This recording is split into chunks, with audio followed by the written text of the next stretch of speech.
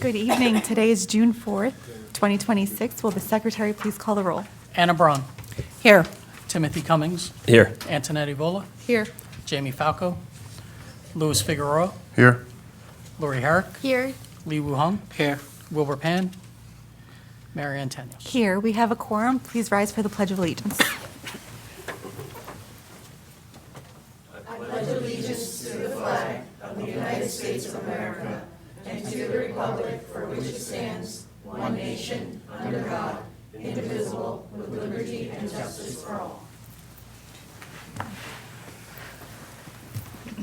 The New Jersey Open Public Meetings Law was enacted to ensure the right of the public to have advance notice of and to attend the meetings of public bodies at which any business affecting their interest is discussed and acted upon. In accordance with the provisions of this act, the East Brunswick Board of Education has caused notice of this meeting to be published by having the date, time, and place thereof posted at the Board of Education offices located at 760 Route 18, East Brunswick, New Jersey. Written notice was also provided to the Sentinel, the Newark Star Ledger, the Home News Tribune, the Alternative Press of East Brunswick, and the Municipal Clerk of East Brunswick. All Board of Education meetings, with the exception of executive session discussions, are videotaped for later broadcast. It is the policy of the Board of Education that videotape meetings are not edited for any purpose. Individuals who speak at the board's public meetings should be aware of these videotaping rules. We have a need for a closed session. Whereas the Board of Education must discuss matters which are not appropriate for discussion in a public meeting, and whereas these subjects are within the exceptions to the Open Public Meetings Act and are permitted to be discussed in closed session pursuant to NJSA 10-4-12B, and whereas the Board of Education intends to discuss matters as listed in the agenda, whereas the length of the closed session is estimated to be 90 minutes, after which the public meeting of the board shall reconvene and action will be taken, now therefore be resolved that the East Brunswick Board of Ed will recess into closed session for only the aforesaid subjects, and be it further resolved that the East Brunswick Board of Ed hereby declares that its discussion of the aforesaid subjects will be made public at a time when the public's interest in disclosure is greater than any privacy or governmental interest being protected from disclosure in accordance with the Open Public Meetings Act. Do we have a motion? Move. Second. Oh, Jamie and Wilbur, and they still made it. All in favor? Aye. Opposed? Abstentions? We are in closed. See you in approximately 90 minutes.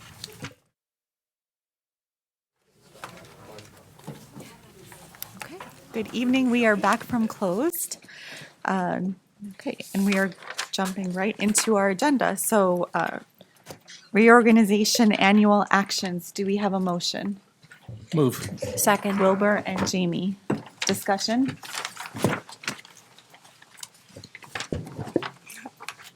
Me? Antoinette? Go ahead.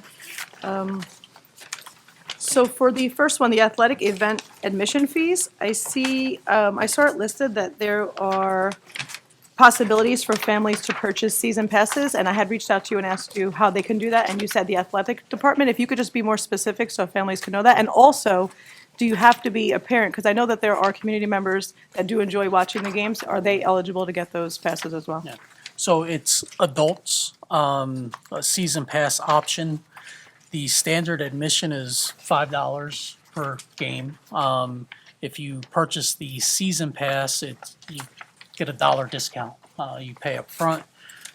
You would go through the athletic department. They would issue you a season pass. And it's based off of, if sometimes there's 4 football games a season at home, sometimes there's 5, depending on the scheduling. So it would just be the $4 times the number of home games. And that would be the cost. So it would run through the athletic department. There is no restriction as far as, you have to be a parent or a community member. If you go to games, that you're eligible, but you would have to go through the athletic department. So when you say go through athletic department, you mean they call them or email them? Yeah, you would reach out. Thank you. Can I jump on that? How would people know that if they weren't part of the community? So to Antoinette's point, there are a lot of community members who like coming watch our games. Is this something that's on our website? I would have to check because I don't. Or the athletic website piece? That might not be a bad idea, to put it on the athletic We'll check, piece. and if it's not there, we could put that out. And also, just for anybody who is watching, when you say it's a seasonal pass, so in other Right. words, there's the fall, the winter, and the spring, or is it? It's I can get a pass for the whole seasonal, year. meaning football season, Yeah. wrestling season, basketball season. Okay, so in other words, it's that for pass gets sport. me one sport Yes. for that season only. Yes. Okay, Yeah. just want to make For sure. home games. For home games. Yes. Is this new?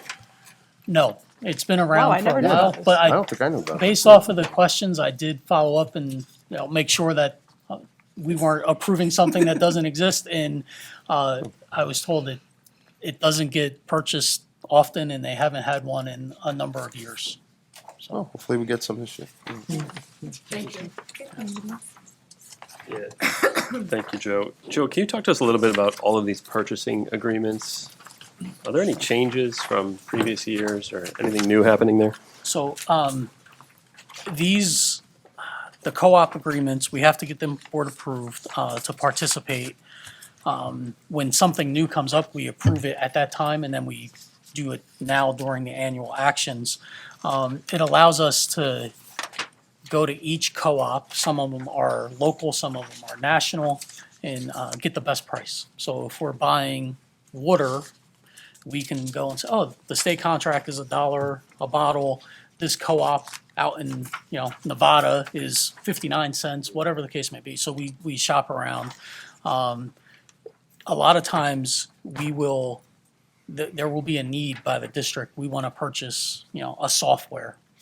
And then we go and find, like, oh, that software is under this co-op and it's a good price. It's better than the quote. Or by being in the co-op, we don't have to bid it out because the co-op did the bid process. So it does allow us to maximize our purchasing power.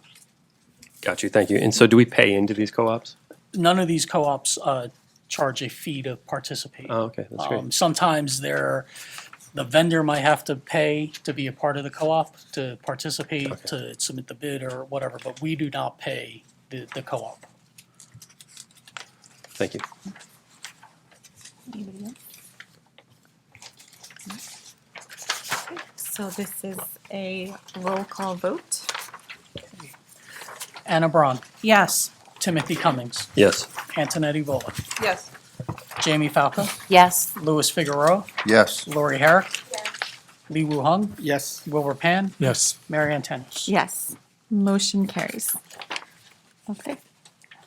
With that, we are going into our presentations and/or special reports, capital projects. And before we begin this section, I want to preface this by saying no action is being taken tonight. This is a discussion. This is a first discussion in which the board is, even ourselves having this discussion. As you know, these conversations have to happen in public. So this is the first time that we as a board are also looking at this, reviewing all of these capital projects and what they could mean for our district.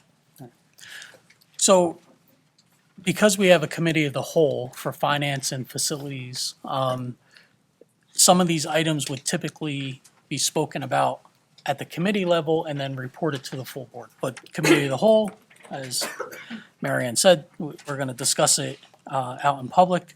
So we'll go through, some of these projects have already been planned. The plans are approved, state approval, the budget's in place, and some are coming up, and we're in the early stages. So, next slide. So the goal is to review and discuss those capital projects, and then have a very preliminary discussion about the high school and what the options are. So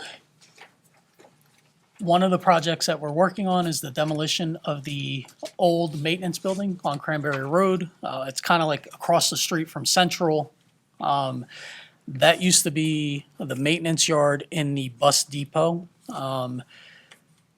It's been cleaned up a lot over the previous years. There's still one structure there.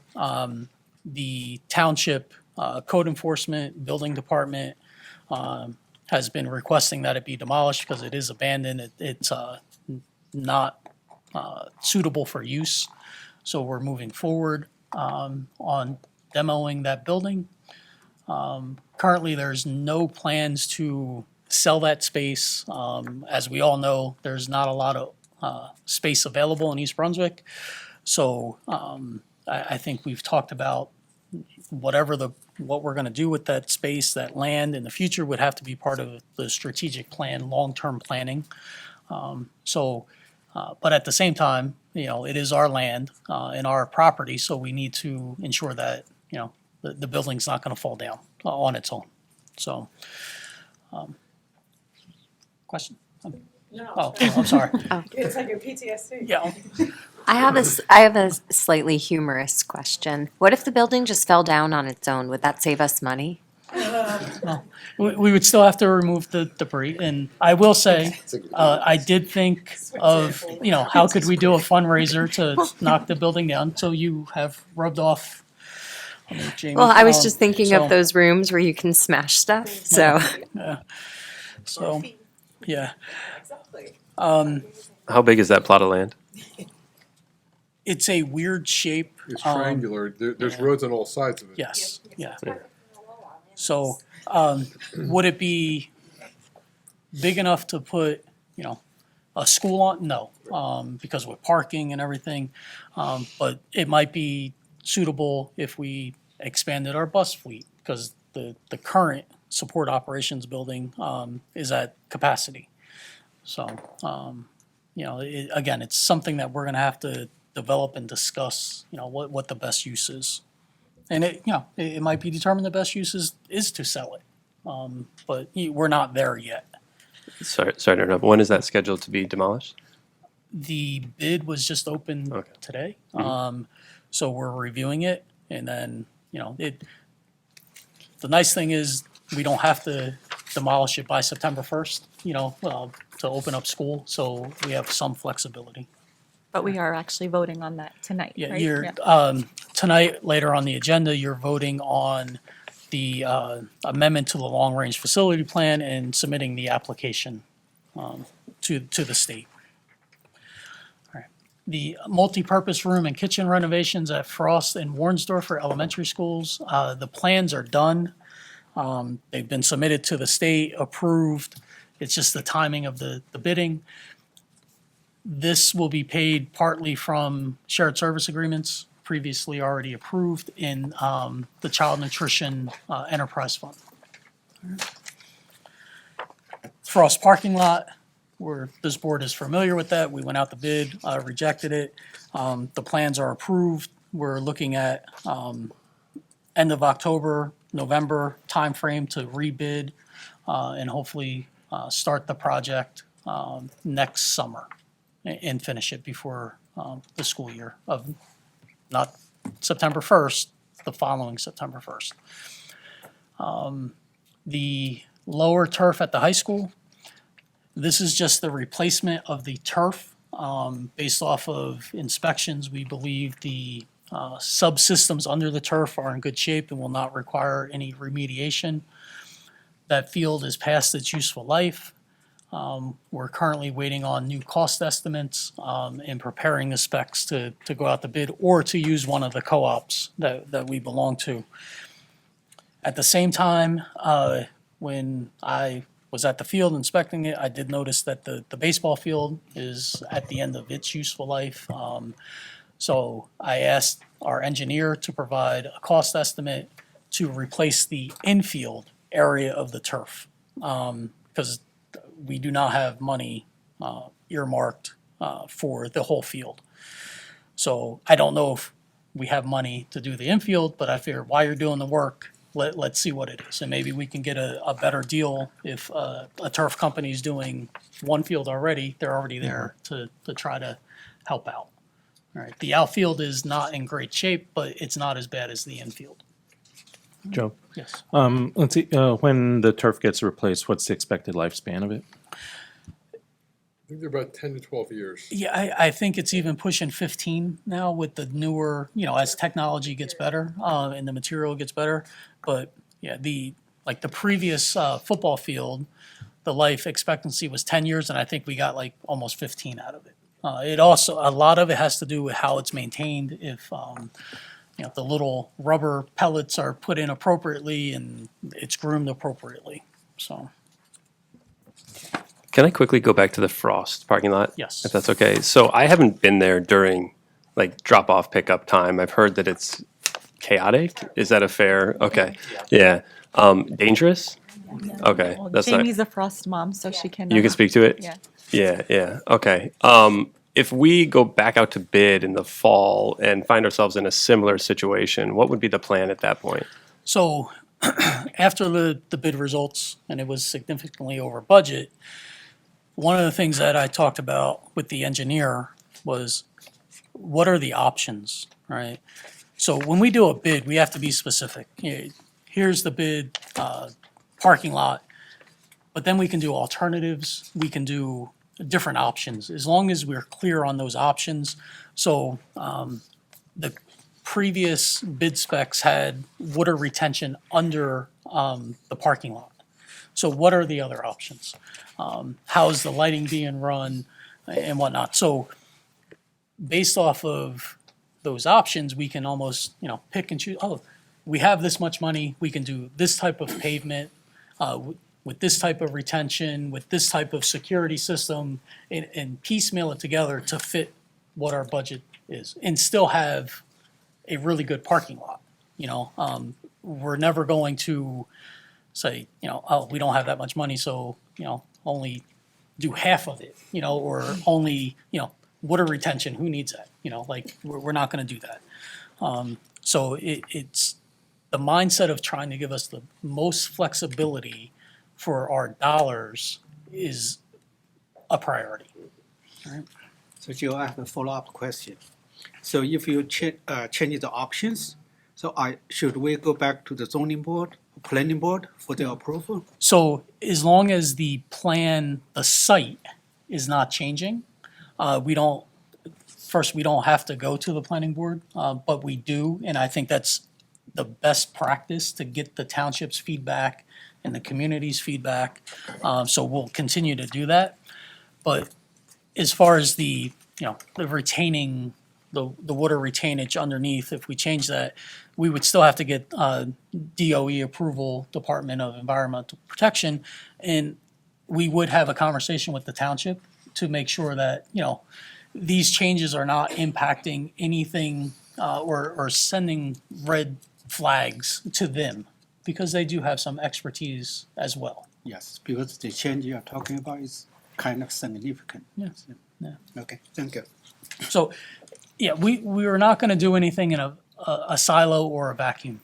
I think we've made a commitment to try to be inclusive and bring together, not separate.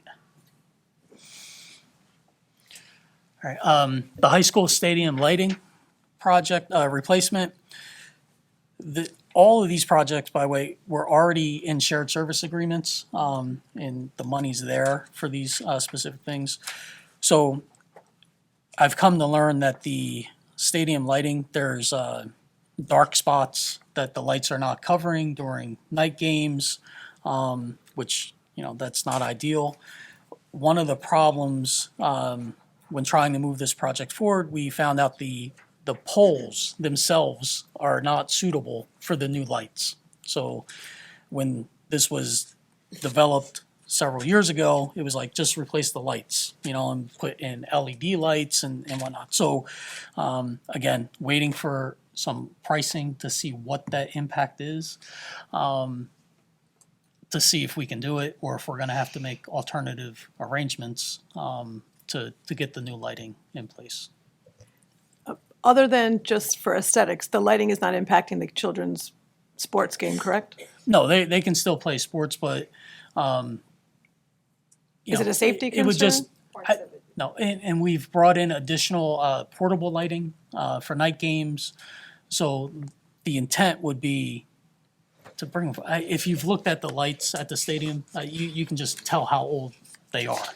So with the more efficient, the LEDs, better coverage, so we don't have to bring in the portable things and the generators. And as they continue to get older, it's harder to get replacement parts. So, So it'll be more. Yeah. It'll become more efficient in the long run. yes. Okay. Chittick and Irwin, PA, speaker replacement. Again, the systems currently work, but they are outdated, they're old, and they need to be improved upon. And again, because of the age, it's very difficult to repair them. So, Just to be clear, that's the speakers that go throughout the school. yeah, it's not the PA systems when we were in school back in the day, but, you know, similar, it's still along the same lines. HVAC replacements. So it's great that we have, you know, conditioned spaces in our schools. Most of our schools are 100% air conditioning, but some of the units are aging out.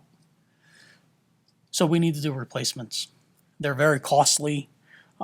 We are working with PSE&G, who is our main electrical provider and gas provider, through their programs through the state to do replacements if they qualify.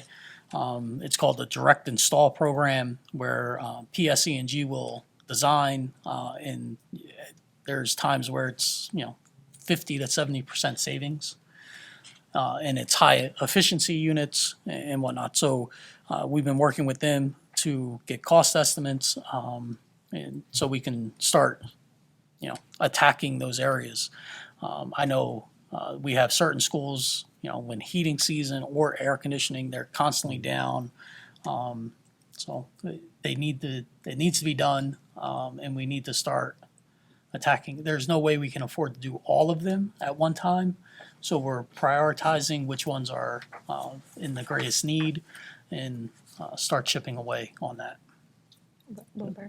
Let's see, besides the replacement of the HVAC units themselves, and I agree, if we can go to a high efficiency, that'll be savings in the long run. Is there any room to improve the insulation of the buildings themselves? Yeah, so that would be a separate piece. I don't know. That's something that we can look into. As part of some of these direct install programs, they will come in, PSE&G will come in and do like an efficiency review audit type deal. So we would rely on some of their recommendations and also our professionals. Good. So Joe, for this, I'm sorry, so for this replacement, which schools we're doing now? So we have no plans to do anything now. Okay. But Hammersholt, Central, there's units at some of the older units at Churchill. This building, every single unit needs to be replaced because we can't get parts. We replaced one that was totally down and out this past year. So the high school, and again, Hammersholt is unique because that's a brand new school, right? Well, it's not brand new anymore, it's 20 years old. So all of the units are aging out. We've done projects over time. So like the high school, it's like, okay, add new here, so that's fine. But the new from 15, 20 years ago is old. So those cycles are coming up, and we don't have the funding in place. Thank you. So it's gonna be a process. Antoinette. No, Lee asked my question. I was going to ask it with specific schools because I know that Hammersholt is one of the schools where they've been having a lot of issues. Yeah. So that's why I was asking. Thanks, Lee. You asked for me. So the administration building, we have an emergency generator here that kicks on and operates our data center.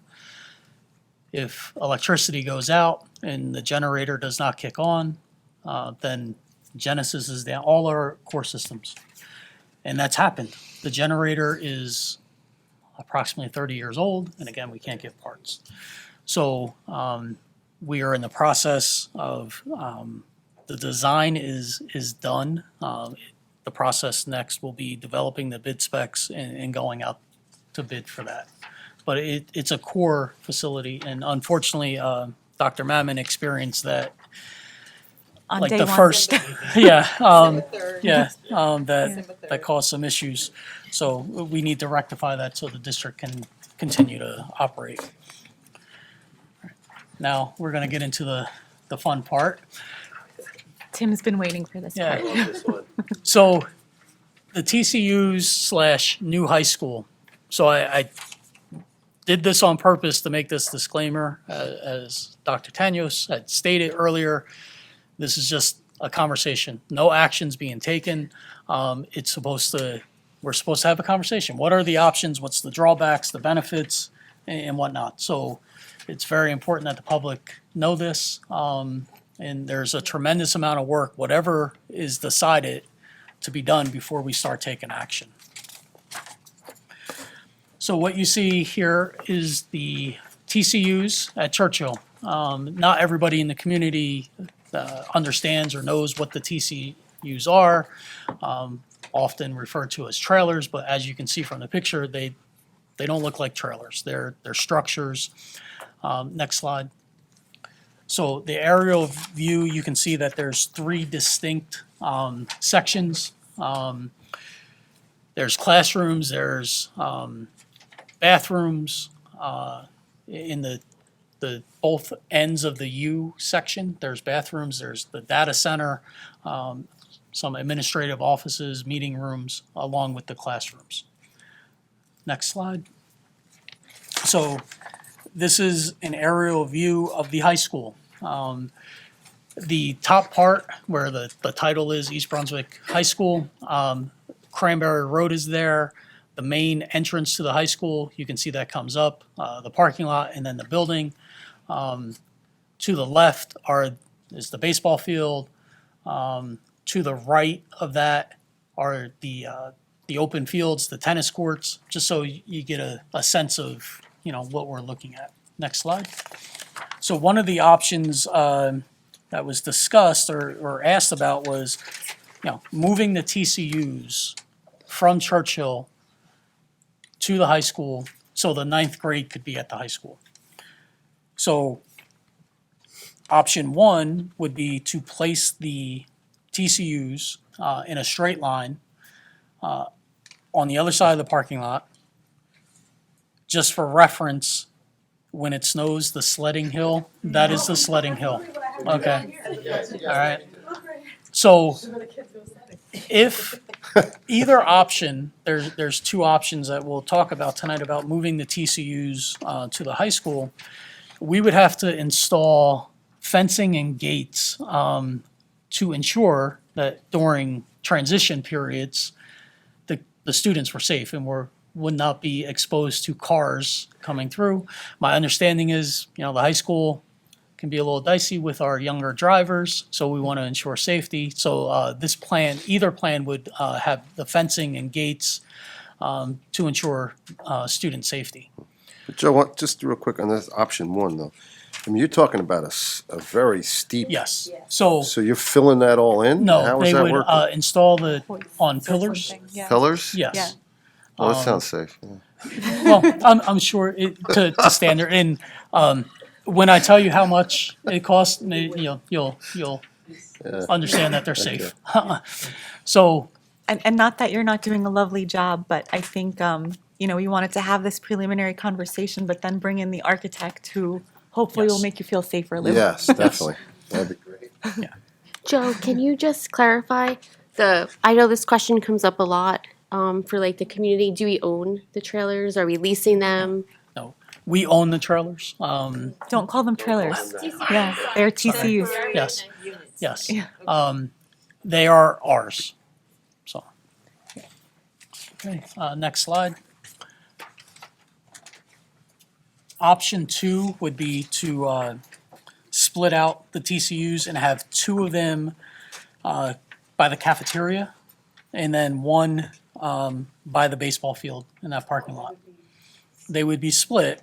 Because part of the you might say, well, why don't we put them on the fields, right? So if we build a new high school, that's where the new high school would go. So you don't want to invest the money and then have the TCUs in the way of potential new construction. So we are limited to where we can place them. Just like I stated earlier, option 2 would also have fencing and gates that would be open, closed during transition times.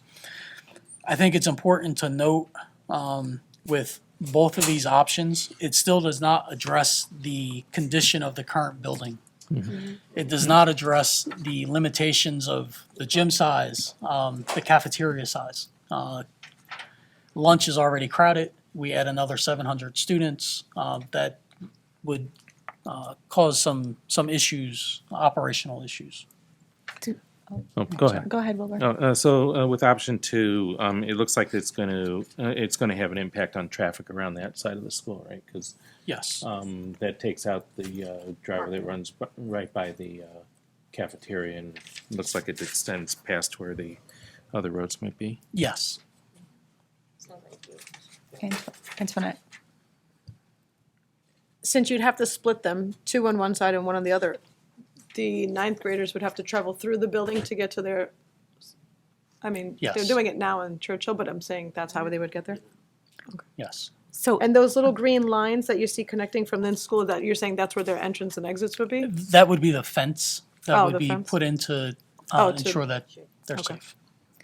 so did you have Jamie? Go ahead. I was just reminiscing about when Churchill was not connected and we just walked between buildings. Same with the high school, and the gate was not a protective place for us. So it's really nice that the fences, gates, I actually really, no, genuinely, I appreciate the thoughtfulness that we're thinking of student safety. We're not just looking to move these TCUs.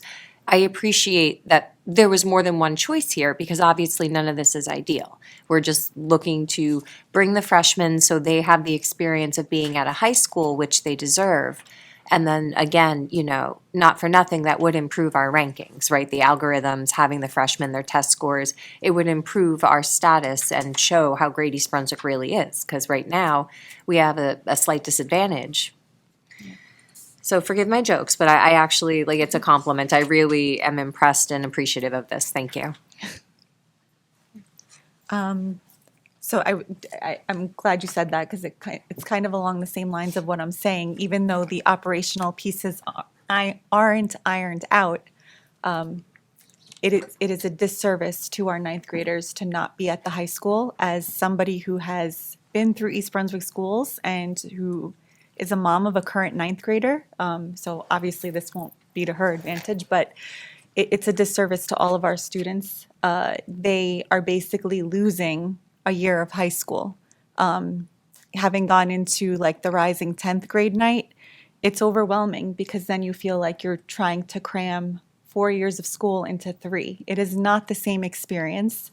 And while it would be ideal to just have a new high school, this is a temporary solution, because the world becomes more and more competitive every day.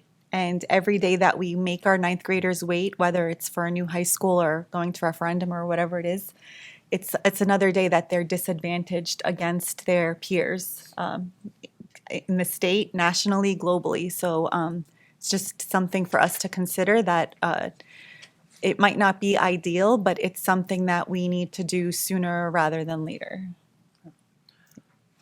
So option 1 and option 2, the estimated cost would be approximately $11 million to move the TCUs. That would include, you know, we have to run all new utilities to those buildings, water, electric, sewer, data for the technology. It would also we would have to restore Churchill's fields, and all that infrastructure that was installed to have the TCUs there would have to be taken out, capped off. So in there, just so we're all clear, there's no funding built in anywhere for that. Everything we're going to talk about, there is no set funding, right? So whatever the decision is, we would have to figure out the funding, whether it's referendum, shared service agreement, whatever the case may be. Right. Can we talk quickly about that ranking system? I know we've like discussed this in the past, but so I understand that they have to physically be on the same plot of land, which is kind of ridiculous. Same building, in the same building. So they have to even like touch in some way, or Yes. Okay. In order for it to At the end of the day, it's about access and opportunity for the Uh-huh. kids and the ability for our students to be in the same place with 10, 11, 12th graders, with teachers who are oriented in terms of how to get them ready for post-high school, whatever that is. And I think all of it together and the opportunity it gives for even districts to maximize our resources in terms of programs that that the students will get or have access to extracurricular. You know how much we transport between all of that, right? I think that, and those are the things that equal rankings, depending on which one you're looking at. Yes, and the scores obviously are there and they're used, the number of AP courses that kids take that equals merit scholars. Obviously, if you're in the same building, you get more. Our programs for our students who have other plans, our neurodivergent students, the spaces that they need in order to be able to compete in the world and apply with their learning beyond just, going to college, opportunities for, hands-on, academies, that type of stuff. All of that equals ranking. So being in the same space, the way they look at it allows for more fluidity and hence your ability to do that gives you more. Got you. And I'm all in favor of 9 to 12. Like it makes complete sense to me in my head. Does it have any impact on funding that's coming into our district? A higher ranking, would that qualify us for more funding, or would a lower ranking qualify us potentially for more funding? It depends. I think it can open us up to more revenue sources, grants for different things that we're able to do. I mean, we hear Dr. Bouchard even just talking about our robotics and STEM and the ability to even have the space to build some of these robots and compete. So yes, like if we had a more robust program, thank goodness we've been fortunate, right? We have some charitable organizations here like the EBEF that continues to fund some of these things that we want to do, but it also opens us to other revenue generating ways. So Opportunities, yeah. If I could just add on, when they're ranking and looking at the high school, most of our students are successful in passing their graduation requirement assessments at 9th grade. So students in the high school in 10th grade who weren't successful are taking the tests in 10th grade. So those scores are the ones that are being reported out. So that can skew the data a bit, because most schools in this state are 9-12. So I think if I'm hearing things correctly, I mean, obviously our 9th graders are not, they're not at a disadvantage. I mean, or are they at a disadvantage right now under the current setup? They are at a disadvantage. Right? So so that's really unfortunate. And okay, yeah. I mean, so and to your point, Dr. Memon, like if these were together and unified, we believe that our students would accelerate at a higher level, and that more opportunities would be available to them if all four grades were in one place. yes, and then there's also the misalignment of 9th grade being a Churchill with 7-8, right? If you want to talk about that developmentally appropriateness of it, especially even more so now with those students that are in our classrooms today, or the kids and the environment that they're growing in. Moving, it's not just about moving 9th grade to the high school, but even Churchill too, right? Both will be better. So then you can have a true middle school, whatever that means, for us to be able to do what we need to do. So I think that moving 9th grade into high school allows for us to correct that misalignment that there is, that worked for beautifully and still continues to work, right? It still continues to work, but we are starting to see that strain. So for instance, I don't know if I can say, I think I can say this, like, right, in another year and a half, we have students that will have to send out of district. You know why? Space. And the space is that what we've been able to provide to them up until 6th grade at Hughes going into Churchill, we just don't have the space or the resources. So it's why would we send kids out of the district because we don't have space for bathrooms and toilets and creating little nooks for them in little areas. So it allows you to strengthen that as well. So I just, again, both sides, right? Yeah. Keep that in And mind. forgive me for a couple questions here. I'm like, some of my colleagues up here are graduates of that lovely institution there. When you were there, Yes. was it 4 years? No, it was never 4 years. Never 4 years. Was it built as a 3-year school? It was been- built as a four-year school. a four-year but school. It was, well, go ahead, Anna, you. The historian? Yeah, it was actually, they went down maybe to 8th grade, those first few years. And then Churchill and Hammersholt were built in the 60s. And so those were the junior highs. So I went to Hammersholt Junior High, 7 through 9. So the high, and then, so at that point, when we had the 2 junior high schools, then the high school became a 3-year. But again, keep in mind too that, educational theory changes. We don't teach the same way that we taught 50 years ago. Things are very different. So the things that the children of today need are different than what I needed 50, 60 years ago. Okay? Yeah. Anna, I have a quick question. Yep. Wasn't it Churchill and Smith? Weren't the two distinct buildings before they were connected? Wasn't one an elementary school? Smith Elementary Yeah. School, right, is Churchill North building. Gotcha. Right. Do you remember when they switched that over? Because I always knew it as Churchill. I don't remember off the top of my head. Just curious. Thanks. Yeah.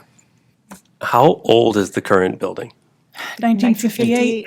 58, with add-ons, how often? The last add-on was early 2000s when they added the second story, I think. In the front of the building. But like maybe 75% of that is from 1958? Yeah. All Yep. the separate buildings, and then the airport terminal was 2002. You can actually go in and there's I like Ike stickers on the wall, as in Eisenhower. Wow. Yeah. It's like a museum. Yeah. I just want to give a little My feedback. locker is still there, so yeah, it is like a museum. Thanks, Tim. I just want to give a little feedback as a mom of a 9th grader, but also as a friend to people who have children in that school or already passed through that school. When the kids go into the school as a 10th grader, they really only get 2 years experience. So that first year is really just a transition school, new building, new teachers, new routine. So they're losing out, if you look at it, on 2 years of high school experience. When they're in the 9th grade, they're high schoolers, but they're not treated like high schoolers. For example, the other night, sports night, our kids got their certificates for sports as 9th grade freshmen, and it says middle school on the paper. They missed out on a whole entire year of amazing electives that are opportunities that they're never going to get again as freshmen. And it may seem like trivial, but the social emotional part of it is being taken from them also. They can't go to what's that? Right before football, what is it called? Homecoming? Homecoming. They can't. I know it seems like no big deal, but everywhere in New Jersey, homecoming is a big deal. They should be. Yeah, they should have been able to go there. Up until last year, they had to show their ID to go to a football game because they weren't considered high schoolers. So these are all things that they're missing out on. On top of the fact that they're not getting that educational experience, that they're not getting prepared for after high school. Because again, they're getting there in 10th grade, they got 1 year to adjust, and then the 11th and 12th, and then they're ready to push out. And other districts have already established that for their students. So the 10th graders are already comfortable in their building, and ours are just getting comfortable.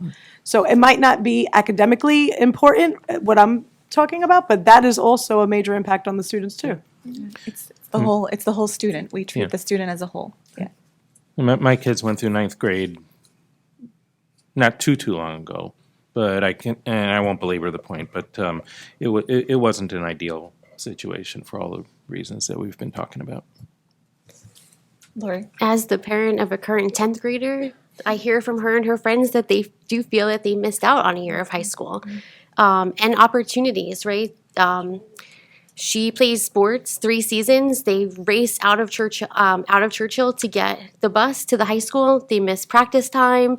They miss time being with their teammates, learning from upperclassmen, being a part of activities, being a part of clubs that are available at the high school that aren't available to them at Churchill, classes, just the whole, I think, experience to them. And then they're like here in 10th grade, and the expectation is, okay, college planning, we're meeting with advisors, we're starting to think about it, but they're still dealing with the transition to another building. Yeah. And so I think there's a lot of things that just go into place in thinking that our ninth graders need to physically be at the high school. Yeah, right on. Honestly, That's a even the good point. 250-year picture that was taken the other day, it's like, these are our high school students. Really? Because you left the ninth graders over there, And that's their building, so they're with their building, but, so are they high school or are they not high school? Yeah. But that raises a point about the sports having to go to the high school. That's also a cost, right? To get, and Yes. since transportation costs are some of the highest costs we have right now, to get those students from Churchill to the high school, do we know how much that is? Approximately, I think it's like $80,000, if not more, a year. We have 2 buses that run like a shuttle. Yeah. So, and I do Plus know wear and tear. certain times of the yeah. year, those buses are very crowded, depending on how many participants. Yeah. So Real quickly, earlier today, I Googled what is the average shelf life of a high school in the United States. Anybody want to guess? 50 years? So that was a great guess. Oh, is it 49. Oh, wow. So we've surpassed the shelf life, I think. If this building was built in 58, you guys said? 58. Yeah, 58. That's crazy. The classrooms are, I went through the walkthrough a couple of years ago when they were doing, when they were introducing the idea of a new high school. The classrooms are not even ready for the students of today. They still have the armchairs, there's no space for a laptop, there's no space for their backpacks. Some classrooms still have the chalkboards, right? Like, it's not for today's learning experience. No, and the building is old. Our teachers have to deal with conditions of, leaky roofs, right? I think if we were to fix that roof, what was it, Joe, $15 million just for the Yeah. roof to even get it up to par. Sometimes, especially when we had a lot of snow this year, and when it started to melt, it was coming out through the light fixtures, and some of the times we were in the high school, you saw the buckets like lined up. It's called leaky time. Like, we shouldn't have a time Yeah, where there was a teacher the here, walls I are think, at leaking. the podium a couple of Right. months ago, and Yeah. she said when Leaky it's leaky season. season at the Yeah. high school. Yeah. And then there's rumors of bugs, and it's not rumors because I know from It's the bugs. students, there's bugs. Yeah. I'm sorry. There's really water coming through the roof at the high Yes, there school. Leaky is. season. Yes, Yeah. I have Leaky pictures. season. We have it on video. She said it. Both of my kids talk about dodging the rain buckets during passing period if it's raining hard. At the last PTSA meeting, we walked past, like, to go to the media center, because it was on right there, the too. side, it's right Yeah. there. Is there water coming through the roofs of any of our other buildings? Irwin, but that roof is being replaced. The issue becomes, as roofs age, Yeah, I hear you. Yeah. So this is a massive structure. So the roof has been patched, Yeah. and finding water leaks is not easy because it could start way over there and end up over here. The investment, $15 to $20 million, when there's potentially you're going to build a new high school or come up with another solution. And P.S. we don't have $15 or $20 million. You don't want to throw good money into a bad situation. My big concern with leaky season is mold. Like, if it's not being remediated properly, one, because the money's not there, or two, because you don't even know where the leak started. Like you said, the water is there, but the leak could have started over there, and you're not gonna rip down all the wall, So all the ceiling. Right, and the I don't walls. want to alert or panic the Alarm. community, alarm. When we do have leaks, they are, investigated. We have our environmental consultant come in, do the testing Okay, good. and whatnot. So air quality, the mold swipes and everything like that. Yeah, it's expensive and Yes. it's not sustainable. Yes. It's not sustainable, and it seeps into the culture of the community, right? Because think about this: if this is the way that you lived in your home, and you were just worried all the time about a leak happening, and that was just something you carried with you. How do you learn in that environment? How do you teach in that environment? How do you come to work in that environment and actually feel good and get yourself in a place where you can grow and thrive? And that's a concern. That's just such a massive concern. So I mean, I get it. I know that, like, we don't have to ask kids to start wearing helmets to school, right? Like, we're not at that point yet, and that's good. But yeah, not yet. But I mean, it's fascinating to me. I mean, it just seems like the more I learn about this project, my oldest is in ninth grade, so I have spent very little time in the building. But the more I hear about this and the more I think about this, I'm amazed, and it's just so clear that it's not appropriate. It's just not appropriate for our community. And I mean, there's just, the evidence is there. Are we able, as a board, to go and visit the leaky season to see it in action? Let me share my experience. We can make that happen. I sit in the classroom, one for math, one for biology in high school. So they mentioned that they are still using very old armed chair. Nowadays, our children are fully developed. Some boys and girls, it's so difficult for get themselves into the chair. And there's no space for laptop because the book is so big. You are sitting there for 2 classes. It's a horrible experience. Another time as I went to high school, it was so cold. I can see some students, so hot. And some students, their back are wet. Because there's no air conditioning. I was sitting there for too long. I said, I'm sorry for that. I couldn't stay there for too long. It's a horrible experience. Really bad experience. I feel so bad for that student. They couldn't get themselves out from the chair. Because the armchair it's not that big armchair. No, I know, I saw it. Yes. So And yet they're expected to take tests in that environment and learn and they the do. rigor is, and Honestly, they do. And they do really well. They're all right-armed chairs. So if you're a left-handed student, you're gonna. I'm not a left-handed person, but some of my artists are, and it's hard for them. So they have specific seating in my classes because they need to be more comfortable. I can't imagine having to take a test. I've never had a lefty desk in 12 Right. years here. But the way that kids are learning in the other schools is different because you can rest your elbow on either side of your desk. So the seniors, the high schoolers are at a disadvantage even in the learning experience. So it sounds like this needs to happen. It's just a matter of how do we get there. Right. But I'm going to ask you a question because $11 million is a lot of money to at least temporarily do this. We own the TCUs. What could we do with them after? Because $11 million is a lot of money, but if we can have it generate revenue, Right. maybe it's worth the cost. Right. So if the TCUs are no longer needed for instructional space, there's options of putting community programs, early learning academy there, potentially moving administration to that building. So, it would require some renovation going from a classroom to an office building, or if they're really no longer needed, potentially selling them.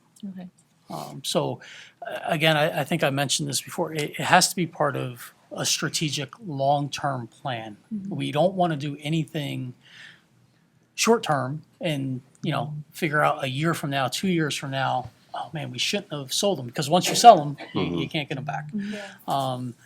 So there's a lot to be determined because it is an asset. There is value there.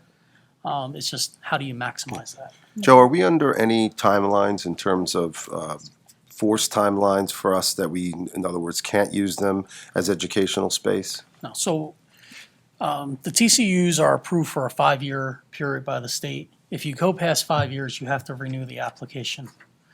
So those that remember Hammersholt had, before the new Hammersholt, there were they were trailers. They were not TCUs in the back, and they were very old.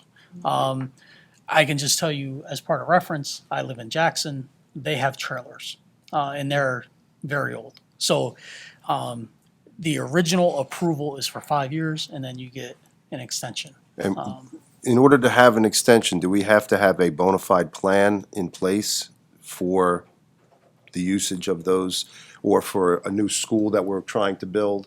Like, what would be the qualifier for us to get an extension? Is it automatic? No, you have to make the application. I'm not aware of anybody being denied, because if they didn't renew the application, where are we putting those students? You know, the intent when you do the temporary classrooms is that you do have a plan, so you don't need the temporary classrooms. Right. I believe when these TCUs were installed, part of the plan was, okay, they're temporary, we're gonna build a new high school. And once it's built 9/12, you wouldn't need those TCUs anymore. So, but we all know a lot has happened since, you know, it was 6 years ago, right? And we haven't moved forward for various reasons. Thank you. So we keep saying they're temporary, but when Anna and I were at school boards in Atlantic City in October, we walked past one of the vendors that sold these, and they build entire schools out of them. So they're not really temporary. Right. It's terminology, Yeah. right? I mean, Yeah. if you've been to the TCUs, they're really nice. Like, they're nice classrooms. Better than the classrooms we have in our real structures. So, you know, they are built to last more than the 5 years. It's not like, 5 years they start, you know, falling apart. Yeah. So the other option that was asked to look at was building a 9th grade academy at the high school. So the green is where the 9th grade academy would go. This would include classrooms. It would include a media center, a gym, an auditorium, and expand the cafeteria. All right. So it would be approximately 83,000 square foot. If you go to the next slide, Karen, you can see, you know, these are just preliminary side elevation sketches, so you can kind of get a sense. 83,000 square foot is a large building. If you go to the next slide, the cost just to build the building is approximately, you know, $45 to $49 million. All right. That does not include the soft costs, which the professional fees, the DOE, the permit fees, contingencies, and any renovations to the existing high school. So based off of the conversation, I think everybody acknowledges the existing high school is based off of an educational experience from yesterday. It doesn't address the issues with the roof, the issues with the underground plumbing, that we have no plans for where the pipes run. Remember, it was just a couple years ago when we had to close the high school because we had a pipe rupture and had to dig up the hallway and whatnot. And it doesn't improve, you know, how big the hallways are, so kids can, you know, navigate the school. So it helps with putting the 9th grade there, but it doesn't fix some of the problems that currently exist. Would we have to, if we did get a new high school, would this building remain, or would this have to be also demolished Yeah, then so- at that point? Based off of what I'll show you next, Yeah. we'll say that that building goes away. The 9th grade academy? Right, but I'm sure if we went down this option, it could be redesigned to include the new structure, right? Okay. So I think that's part of the conversation the board really has to have, the community decide, you know, it's $50 million, that's a lot of money. Yeah. You don't build that and then 2 years Demolish from it. now, Yeah. build a new high school. If you're going, if the decision is to build a new high school, you don't go with this option. I have a question.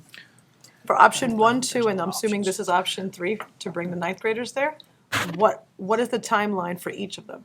Because if building this wing over here is gonna take 5 years, then that's not feasible. But So I will talk about the timeline on building this new structure in a minute. The TCUs, you couldn't do that by this September. You're looking at, potentially next So September within a year, if, let's pretend everything's perfect, money's perfect, everything's perfect. for the TCUs. Right.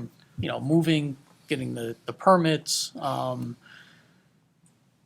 pilings if needed, all that stuff. So you're probably looking at, an 18-month process to have them moved, everything moved, set up, so they're ready for September 1st, 2027. What's the square footage of the TCUs? The TCUs would be approximately 40,000 square feet, depending on what option. Because if you connect them in a straight line, you gain a little bit of square footage. If you split them out, you lose a little bit. Right. And this ninth grade academy, is this a two-story building that would be? There are some sections that would be two-story. The gym would be two stories high, but right, really right. just one Right, right. story. Yeah. So- Just looking at the elevation and trying to make Yeah. sense of it. Lou? Okay, just a quick question. So this third rendering here does not include the TCUs at all? Correct. This is a separate build-on Yes. out there? Yes. Okay. And so that the question of what do we do with the TCUs would still be out there if we were to go to Right. this one.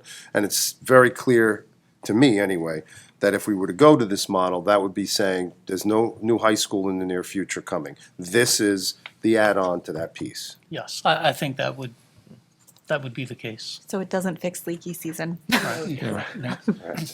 Wilbur and then Lori and then Liwu. Let's see.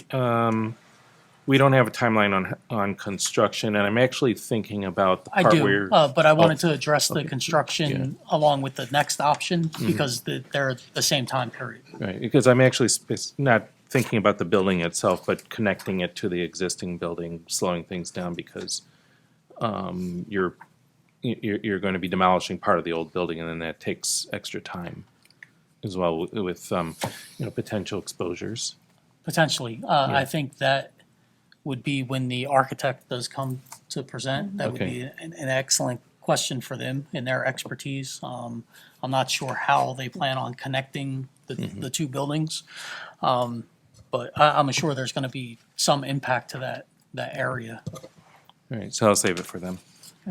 Lori. Looking at the placement of the ninth grade academy, I think one of the, I guess a few of the concerns I have is that we're adding additional Sorry, Karen. Students? Can you go back teachers. one more? Well, there will be adding additional teachers there, but losing parking spots and access road, because if you're going around that way past the back of the cafeteria, when you try to exit after school, either way, as somebody who picks up at the high school sometimes, even unless you're there first and out of the parking lot, you're there until after Yeah, so- 3 o'clock. The parking, the driveway, would have to be modified to go around the building. Yeah, you can see there is a parking lot over there. It would have to be connected. There is parking more by the stadium in the new softball field. So, yeah, there would be an impact because you are going to lose spaces, without a doubt.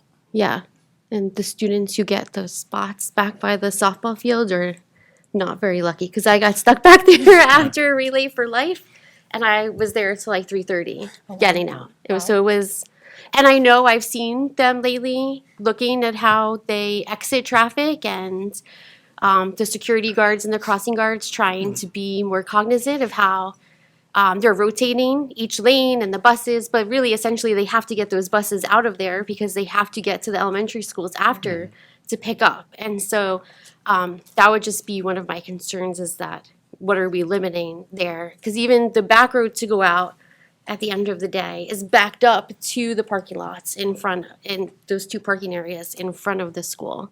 So. Liwu. So let's go back to the ninth grade academy addition. So the estimation is 45 to 50 million dollars. This is based on today's money. No, there's escalators built into that. I based mean, off the of inflation timeline. Yeah. is already built into that. Okay, so this is hard cost. So by your estimation, how much will the soft cost will be? How much will be that? So the estimates are from soft the cost. architect. Yes, So they're all not- everything they're- combined for those items. I don't know what the soft cost would be. Typically, the architect, engineer, they charge a percentage of the project. And that can vary depending on the size of the project. The DOE review, the permit fees, contingencies, that would all have to be developed, and there is unknown, because if you put the building, the ninth grade academy where it's at, and I'm sure the architects don't know this either, what has to be done with the soil underneath? What has to be ripped up? They're not gonna build a building over the existing parking lot, right? That has to be removed. What is under that ground? So again, we're in the real early stages. So I'm sorry, I don't have an answer. I can just tell you, you're, at a minimum, you're probably looking at, $49 million, and more than that. So it's safe for us to say we need add additional $5 million to the $45 to $50 million hard cost. I don't know. If, and I don't want to say, especially publicly, because if we come back and it's 10 million, then someone's going to be like, why'd you say 5? I don't know. And I would rely on our professionals as we go down this road. The reason why I'm asking this question is I just want people to know that this will be brand new, fresh money. If we decide to go this way, we'll throw in a huge amount of fresh money to the bad money without improve our majority of our high school buildings. Yeah, So that's my yes, purpose. Yes, I agree with that.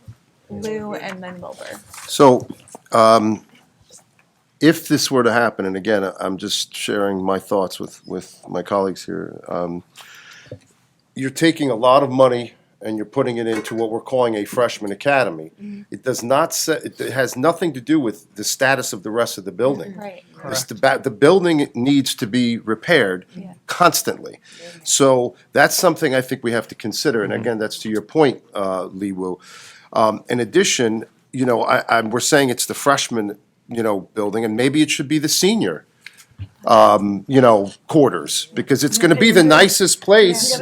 Well, it's gonna be the nicest place of all of our schools, a brand-new academy building. I mean, so I think that there's so much for us to look at here, but I do think what Lee Wu was saying does make a lot of sense. We're putting all this money into what? To get the kids up there. But the rest of the building is still in disrepair. And I think that's the part that all of us share. I don't see that changing. Right. So I think potentially the way to look at this, if you move the TCUs, okay, that's $11 million. But it doesn't increase the cafeteria, the gym space. So if you want to increase the cafeteria, the gym space, and whatnot, then you're looking at 50, more than 50, because it doesn't include the soft costs.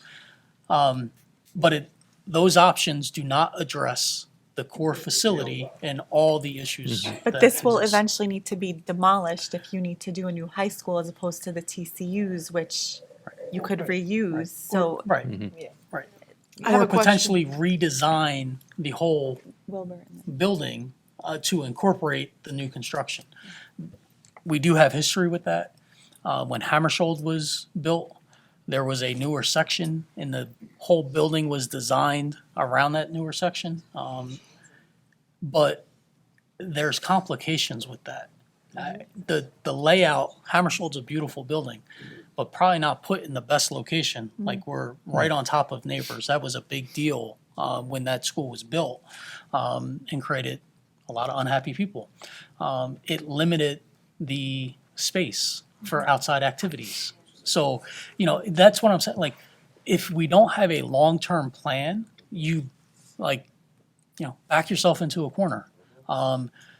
And you really limit, and then you end up with something that costs a lot of money that is not really what you want. So we have to be aware of that. New high school. Wilbur, and then Antoinette, and then Anna, and then Tim? Okay. So Lou actually set me up for my question. So under the things that are not included in the hard costs includes renovations to the high school. I just wanted to clarify, Are we talking renovating the entire existing high school building or just the renovations that would be involved with attaching this academy to the?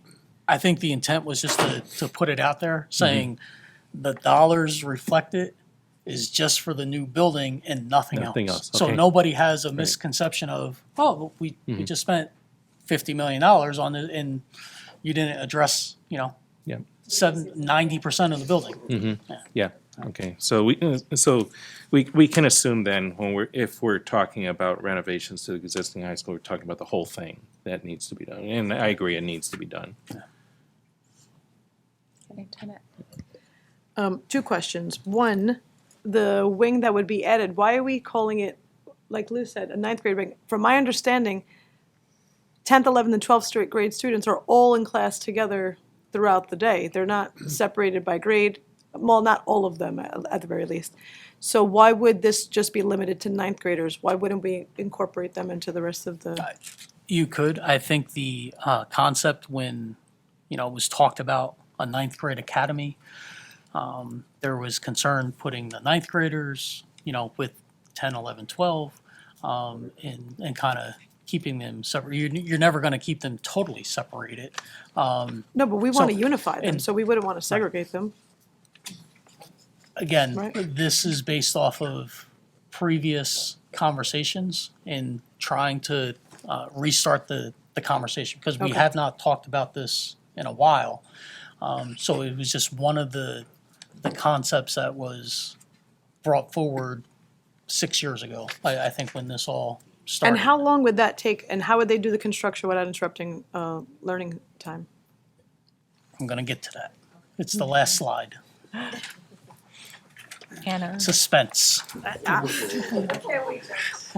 was just gonna say, with moving the TCUs, we would have to move the kids out June the 30th, move those TCUs in place so that there's a place for the ninth graders to go by September 1st. Yeah.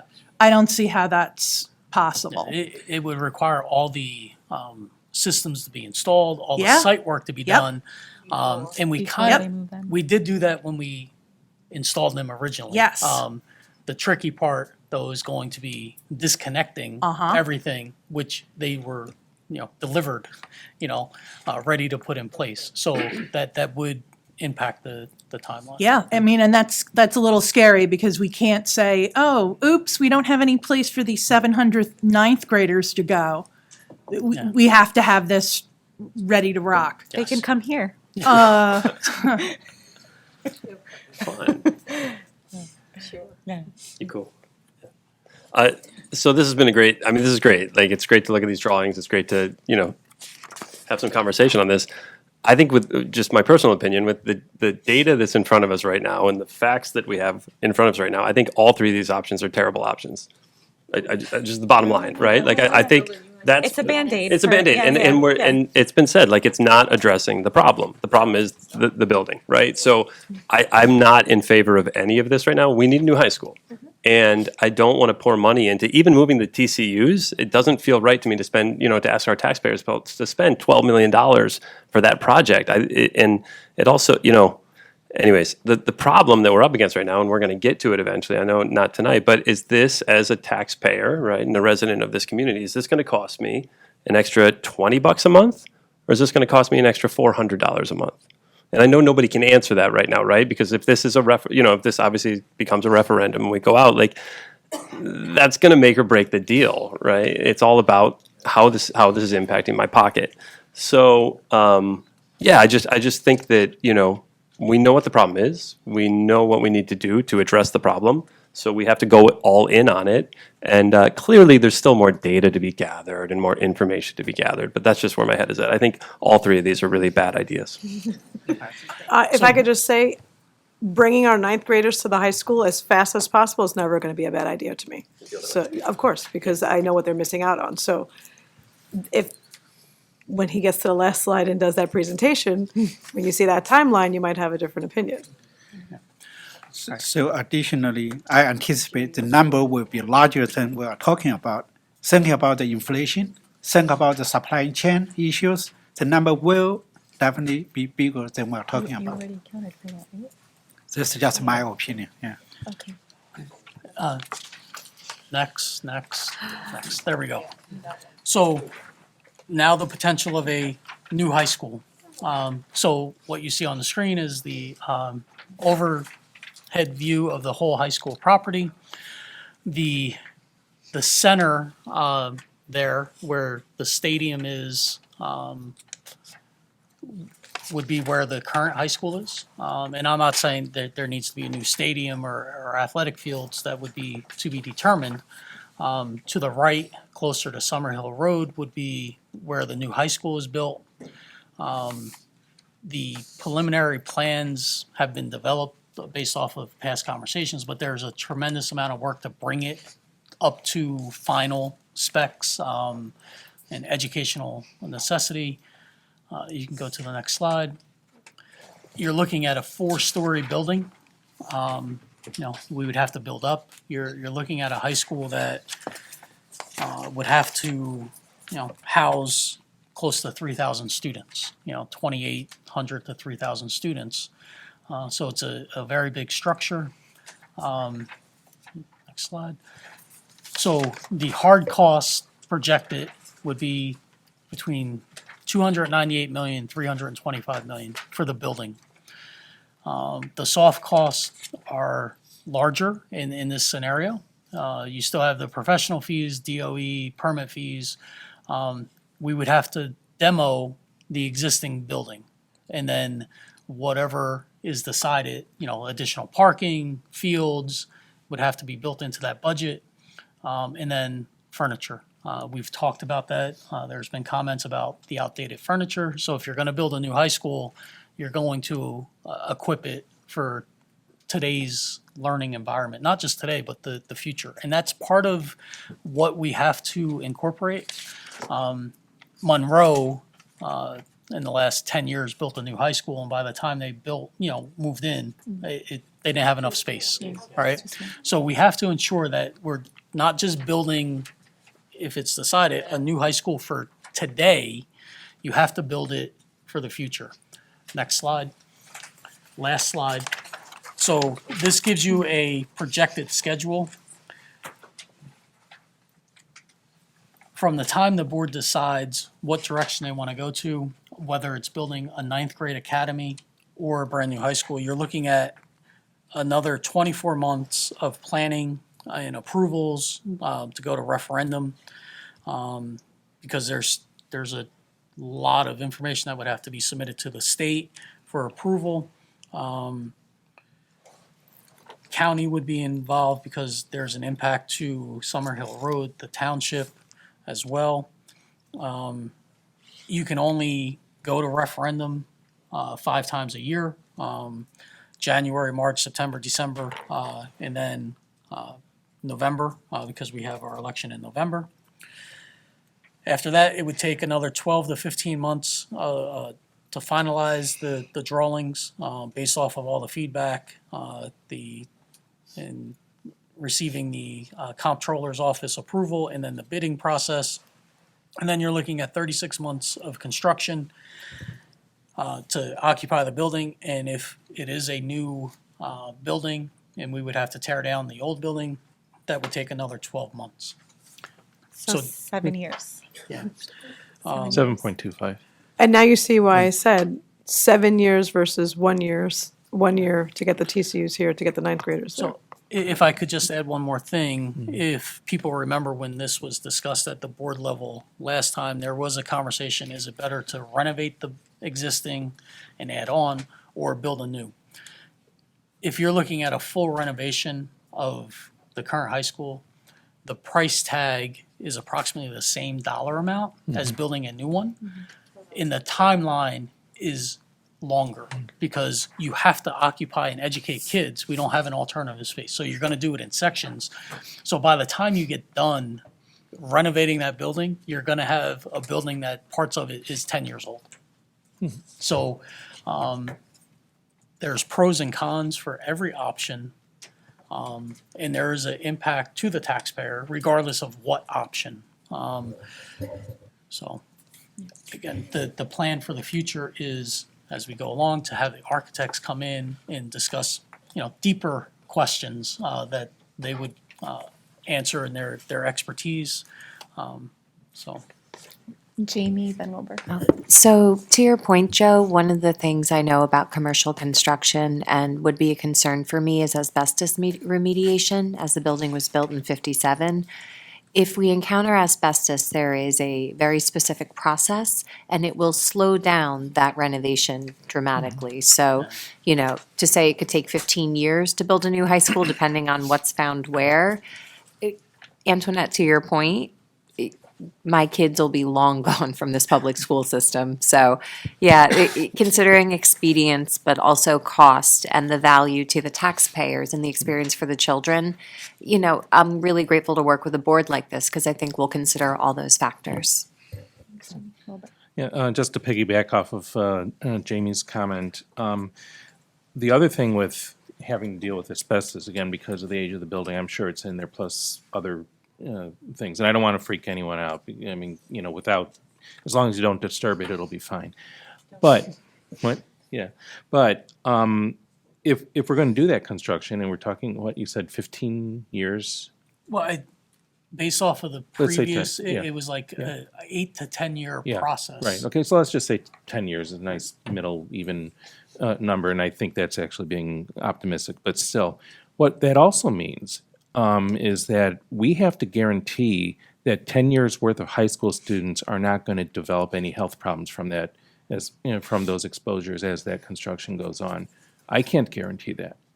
And I do know of some data that shows that you take a look at high school classes, and if they happen to be in an old building that underwent renovation, you can actually see mesothelioma spikes much later on in life, which is something that we should be considering about, which is a big thing in favor of a new high school, because then you don't have to deal with that.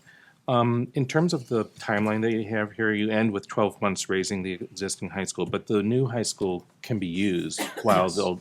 So we're really down to six and a quarter years in terms of putting the new one in.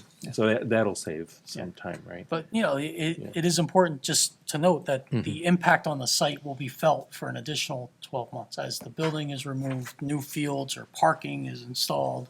Right. The noise of demoing a building while instruction's going on. And, I mean, that's a big thing too about the renovation.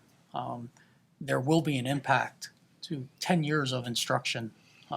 So, you're not going to renovate a building and not make any noise. Right.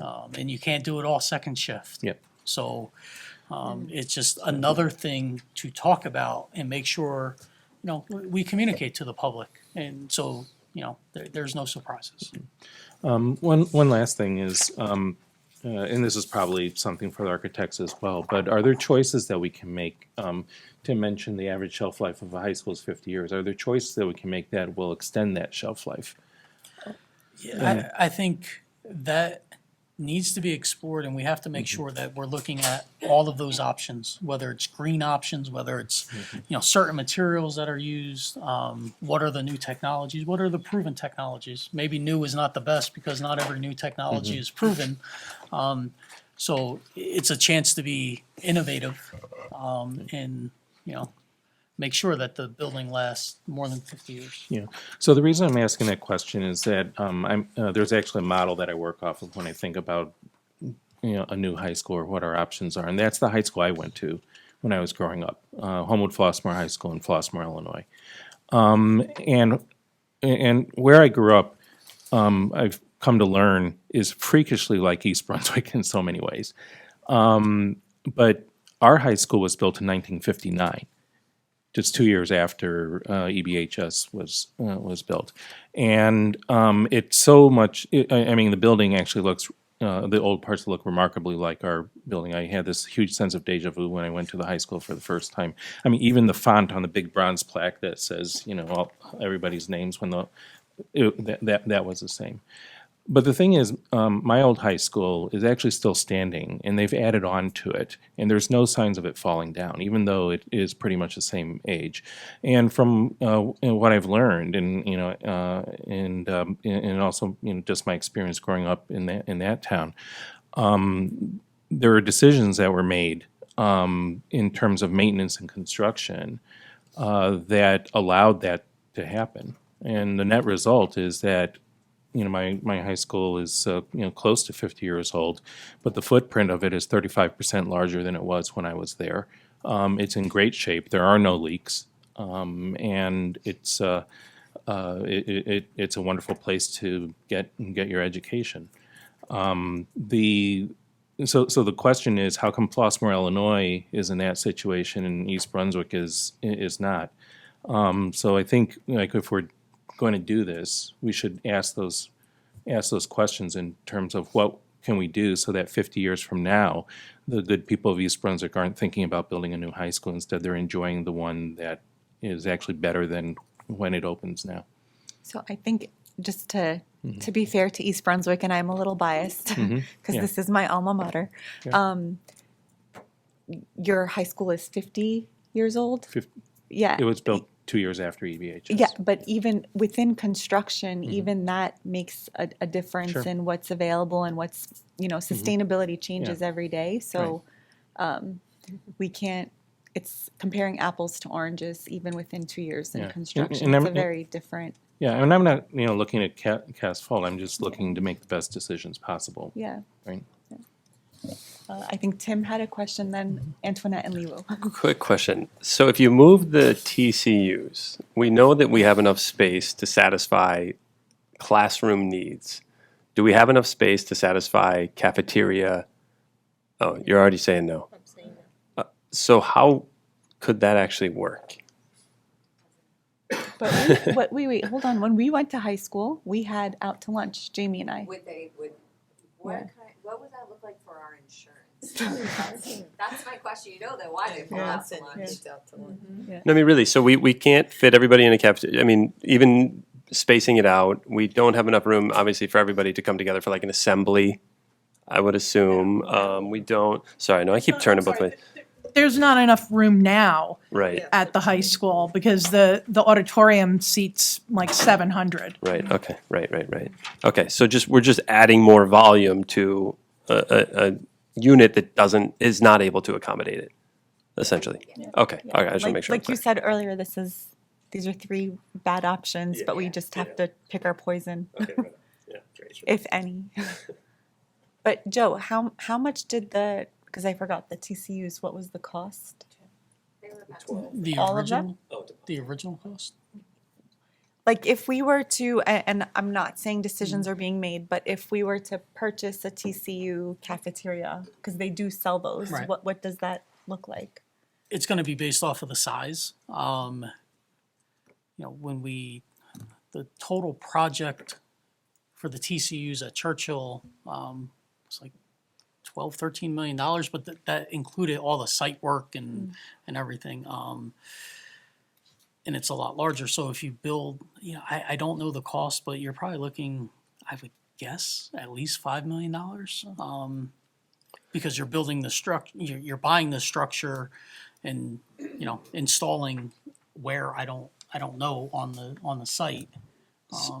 So moving the TCUs implies additional costs, most likely, or changes to protocol in which people can now go out to lunch because we just don't have enough space for you to eat here, right? Like something drastic has to either change, or we just have to spend more money if we want to go with option 1 or 2. But Fair. also, you just made me think of something else. Yeah. We have ninth grade staff now moving there, and the parking lot's not changing, so where are they gonna park? So I'm sorry, they didn't change the parking lot at Churchill when they put in the TCUs. Oh. Just saying. Oh,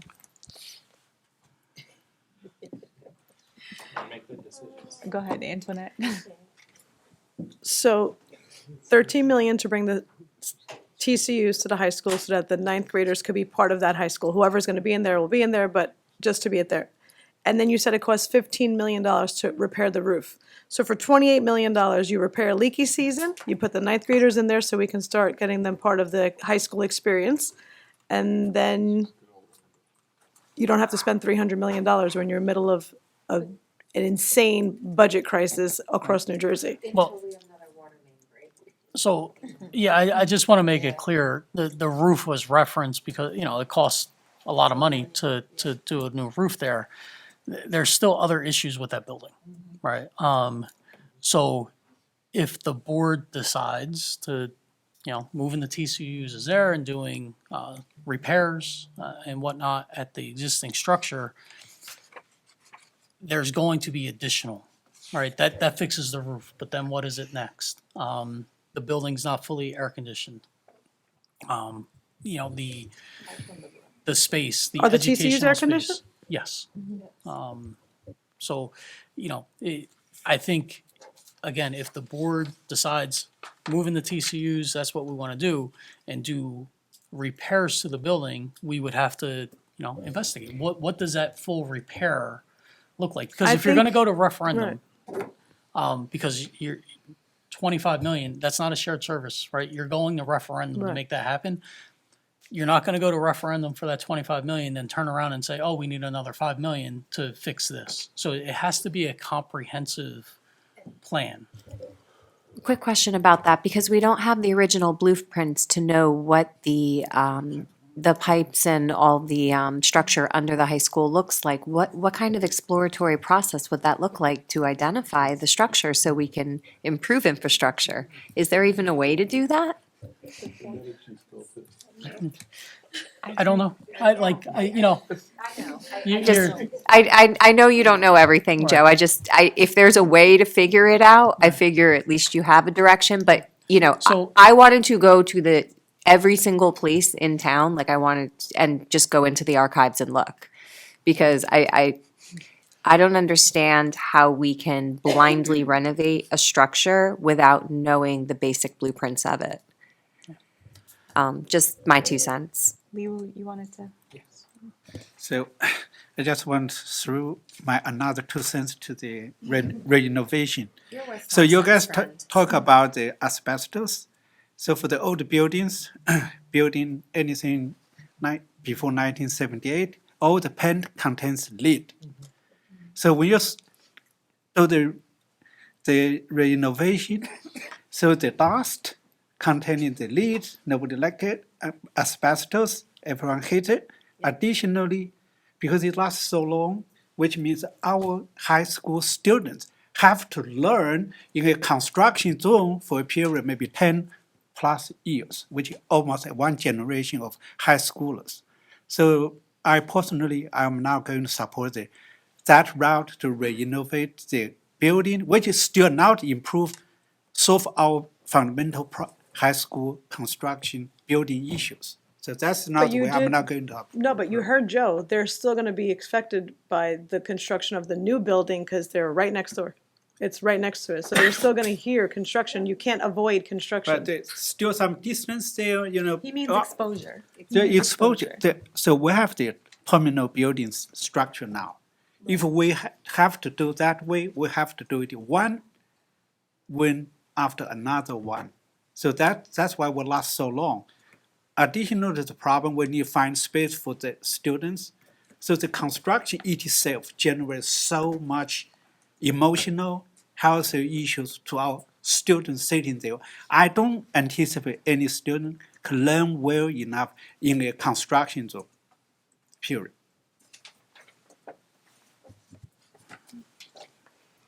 Oh, Anna. Yeah, I was going to say, That looked like something else. I'm sorry. Okay. Could we go back, can you go back to the picture or the site plan of a potential new high school? It's the green one, it shows all the fields. Yeah, that one. Okay, so the potential new building, 4-story new building is all the way over to the far right. Am I correct? It's the pretty little colors, they look like little Lego blocks or something. Okay, so where that center section is, because you can see the existing parking lot that goes by the sleigh riding hill, right? That's the existing parking lot. So all that area there is the current building. Now, my classroom had a beautiful view of New Hammersholt going up. There was no problem. There were no safety issues, noise, really. And I mean, my classroom was not air conditioned, so we had the windows open. The fact that the New Hammersholt was as far away as it was from Old Hammersholt, we all felt perfectly safe. There were no downsides. The only thing I could say, like, yeah, the parking got a little iffy because of where the new building was going. But there would be no issue at all moving everybody into a new building, taking down an old building. There's not going to be, it's not like when they built the section that went from Churchill to Smith School, right? Because I was there, and when they were putting that up, and I remember after school, in the gym, because there was all asbestos and everything else, that was a mess. That was a total mess, because they were doing that construction within or right next to the school. And so that was totally disruptive.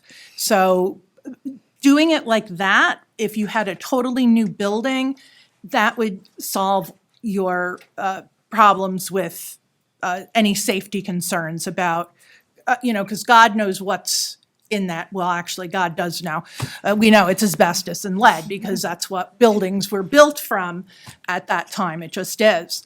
Because old, when they were pulling parts of Churchill, the old gym section, yeah, there was asbestos. I mean, that's just the way it is. So I feel comfortable with, as far as safety is concerned, having it with this new building. Of course, then you have the nightmare of, this has to be put to a bond referendum. And I'm just going to go there because 6 years ago, these decisions were made, and I don't want to throw people under the bus. None of us were there, okay? Here. I think maybe Lee Wu, other than Lee Wu. We were not part of the decisions that went on 6 years ago. For whatever reason, they started, with the preliminary plans, and then it halted, and I don't know why. Money was spent to put the TCUs where they were. So I want to make sure, since I now am sitting here, I want to make sure we do it right this time. And we're not going to start something and then be like, oopsies, we're going to put this on hold again. No, we need to, if we're going to go for something, and if we decide to go for a bond referendum, then we will move forward. Because I don't want a replay of what's been going on for the last 6 years. Yeah. Thank you, Anna. Yeah, I don't want to sit here, or I don't want to sit out there in 6 years and have that board be mad at us. Yeah. Yeah. What happens, Joe, if it goes to a bond referendum and the community doesn't want to pay $350 million for it? Then it fails, and you either can go back out again with the same exact plan, or you can modify the plan. And that extends the time of the school being. Yes. But just remember, every time you do a bond referendum, there is a cost. When you do an Well, election. that's what I was asked. That's why I'm that is, asking, how many times you're going to do Not it? November, November, there's no cost, all right? Any other time, there's a cost to the district for doing an election. But there's also a cost for the architect to redesign or come up with different, right? So every time we change it or we eliminate or we add on, that's a cost. Unfortunately, yes, So- there's nothing free Nothing. in this world. Wilbur? Let's see. the entire cost doesn't have to be under the bond referendum. There should be alternative sources of funding that we can draw on, no? I mean, if there's state funding, if there's private funding, whatever, if whatever the cost is to the district, the only option for something like this is a bond referendum. There's not, we can't pay for it out of our operating, right? Right. So, Right, I mean, I mean, we know that this would require a bond referendum. I'm just talking about the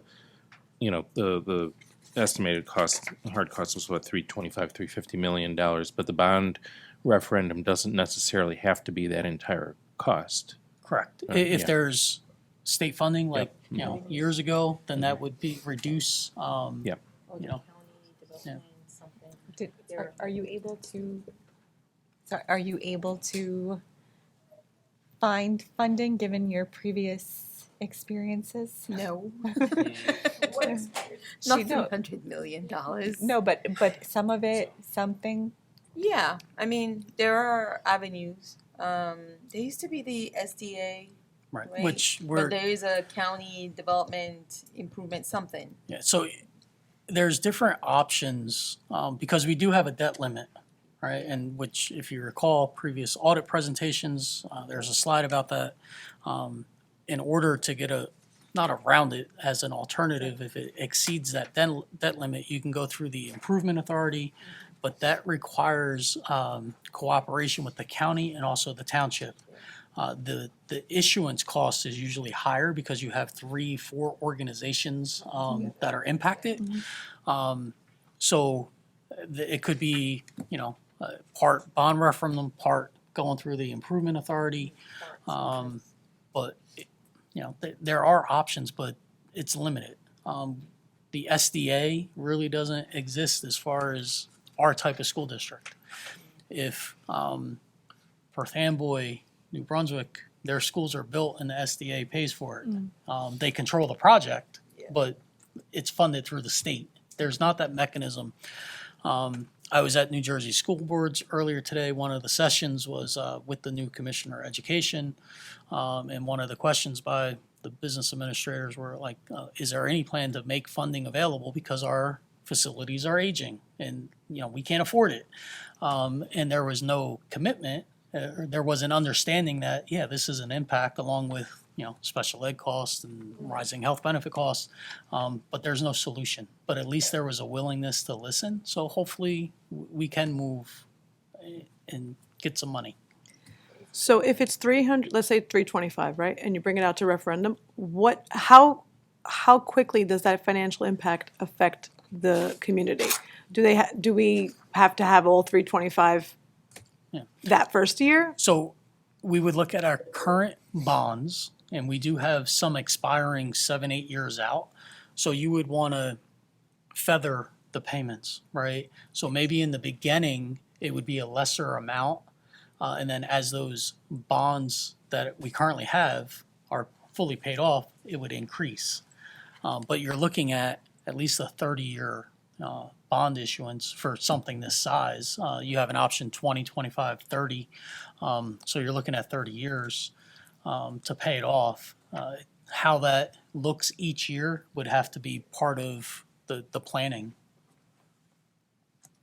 And Joe, just to be clear, because everybody keeps citing the 325, but that doesn't include any of the other, the soft costs, which I think would be about another 150 million to get us to Yeah, I mean- 500 million. Knocking down a building the size of the high school is not going to be, a cheap proposition. Me and It's Jamie gonna- will go do it.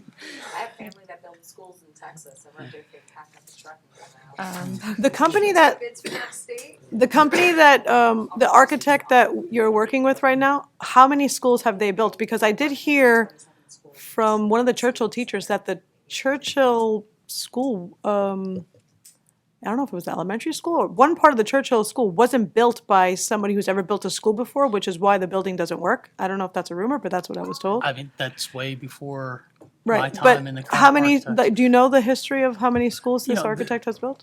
They work in the school sector. I do know something this size would be the largest brand-new school that they built, but I mean, that, to me, that's not a concern because not many high schools are being built for 3,000 students. I think that would put us in the top 5 sizes of high schools in the state. So, yeah, they do have varied experience with additions, new buildings, you know, but this is a significant building, Hammarskjöld went to referendum? yes. Did it pass the first time? Yes, it did. Oh, not to Hammarskjöld, brag, but yeah. Did you have something to do with that? Yes, I did. Oh, wow. So Okay. I raised everyone's taxes. You may still be paying off Hammarskjöld. We are. You're welcome. So Hammarskjöld also included renovations and additions to Lawrence Brook and Central. Okay. So it was like $80 million in bonds at the time, but we had What a SDA steal. funding. It was the largest bond referendum ever at that time in the state. And there was money available from the state of New Jersey at that time. 40%. Yes. And because Hammarskjöld was considered a renovation because we saved one hallway and built the rest of the new building with the new hallway, we qualified for renovation money, not just, it wasn't, I know, it was a little, Let's keep a doorway. Let's keep the terminal. it's just, yeah, that's how we ended up with that, getting that passed. And it's a matter of selling it to the community. And if this is something the community wants, then we have to bring it to the people and say, yeah, you either want it or you don't want it. Vote yes for the bond referendum, vote no. But we can't just be sitting here twiddling our thumbs for 6 years again No, and we're- not making some kind of decision, because then we're definitely doing our students a disservice. And we will consult with the Churchill and high school principals. I absolutely want to make sure that they're involved in any decisions that get made as far as, realigning, because we'll be realigning grades again, right? Because we've been moving the 9th graders up. So we will do things differently than what was done 6 years ago. I mean, I don't know. I know we said we're not deciding anything tonight, no, we're not. But I think, does anyone have a differing point of view from we need a new high school, or? I do feel like there's more data to be gathered Yeah. at this point in Yeah. time, Yeah. and which will be an important part of this process. So, and I look forward to that. I think that we're off to a really good start, and I hear your point. It's got to keep moving, because clearly this is a concern. So I look forward to that effort. I think, Joe, you did a really good job during the budget to let people understand where the money was going and what we needed it for and what we were trying to preserve. I think you would have to do something like that for this too. People need to know that, obviously, everybody knows we need a new high school because it's outdated. But the financial impact is going to be something that the community needs to understand. So I think if you can get everyone to understand that part of it, then you probably have more support for that referendum than if you just say, the desks are only for right-handed students. We need to spend $500 million. That's not going to go over well. Jamie? I just want to share that in, I believe it was 2022, Cherry Hill passed a $363 million bond referendum to fund improvements across their 19 schools. The local share translated to an average property tax increase of approximately $400 for a home assessed at about $226,000, and that was spread over a 20-year bond. The state did contribute 40% of their cost, about $113 million. The scope of the projects included HVAC, security, IT, and new construction. So there may be funds available. It's Hunterdon, I believe, also Hunterdon Regional, when they did their tech wing, that was over 80,000 square feet as well. I believe they received subsidies as well from the state. So I'd be interested to see what's available over time, and I know you guys have a good pulse on that. So can I Oh, go ahead. I'm so sorry. If we do pull this off, I do think a bronze statue of Joe at the front entrance would probably be an appropriate step. I just want to add that in. The Joe Not with our Crashfeld taxpayer money, Auditorium. though. So I think a reasonable recommendation is collect more information and not in the June 18 meeting, but probably in the July meeting if we have some of that to share. Would that be whenever Joe talks Yeah. to them? So, we wanted to do this first and then see where we want it to go. I can talk to the architects and see their availability for July or August meeting. So, Yeah, okay, yeah, but I think this should be included in like every meeting moving forward until a decision is reached, so that, unless we need to call another special meeting. okay. Just so that we don't, like to Anna's point, so that we don't fall asleep on this for, it's, yeah.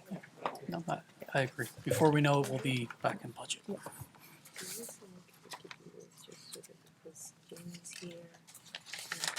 Oh, that Jamie, okay, absolutely. Guys, I've been requested to change things up on the agenda really quick, so I'm going to ask for a motion to move Human Resources Item 1. Move. Second. Jamie, then Wilbur. Discussion? May I? Yes. Or do you want to wait till after we vote? I was gonna give you like A preview? Okay, preview. yeah, so that way you vote informed. As you know, Kristen Che is retiring in August, and so Ms. Tibbetts and her team and I were able to interview several candidates for the position of Director of Secondary Education. And we had quite, what was it? How many? I want to say 18 viable candidates for this position? 36 applicants. And then 10 that we brought in, I think the number is 10 that we brought in. We brought, Maybe for interviews. okay. And I'm pleased to say Jamie Richardson over there Hi, Jamie. was came out on top and is before you today for a vote to be our next Director of Secondary Education. Now, Jamie has very deep experiences. She would be, she's right now the Director of Curriculum Instruction in Perth Amboy, as well as other positions that she has been intern for. And for fun, Joe, she has her BA cert. Just saying. There's plenty of work. She's also held, she's been like interim, she said, I think the day we did a second round interview, working on my XA, and I was like, oh, extraordinary, because that too, special ed, she's very much familiar with and has held that position. So it brings me a great deal of confidence to put before you for a vote Jamie Richardson for to be our next Director of Secondary Education. Jamie, you can wave. Hi, Jamie. Okay, discussion? All right, so this is a roll call vote. Anna Braun, Yes. Timothy Cummings. Yes. Antonella Vola, Yes. Jamie Falco, Yes. Louis Figueroa, Yes. Lori Herrick, Yes. Lee Woo Hung, Yes. Wilbur welcome. Pan. Oh. Yes. And welcome. Mary Ann Tenners. Yes, motion carries. Welcome, Jamie.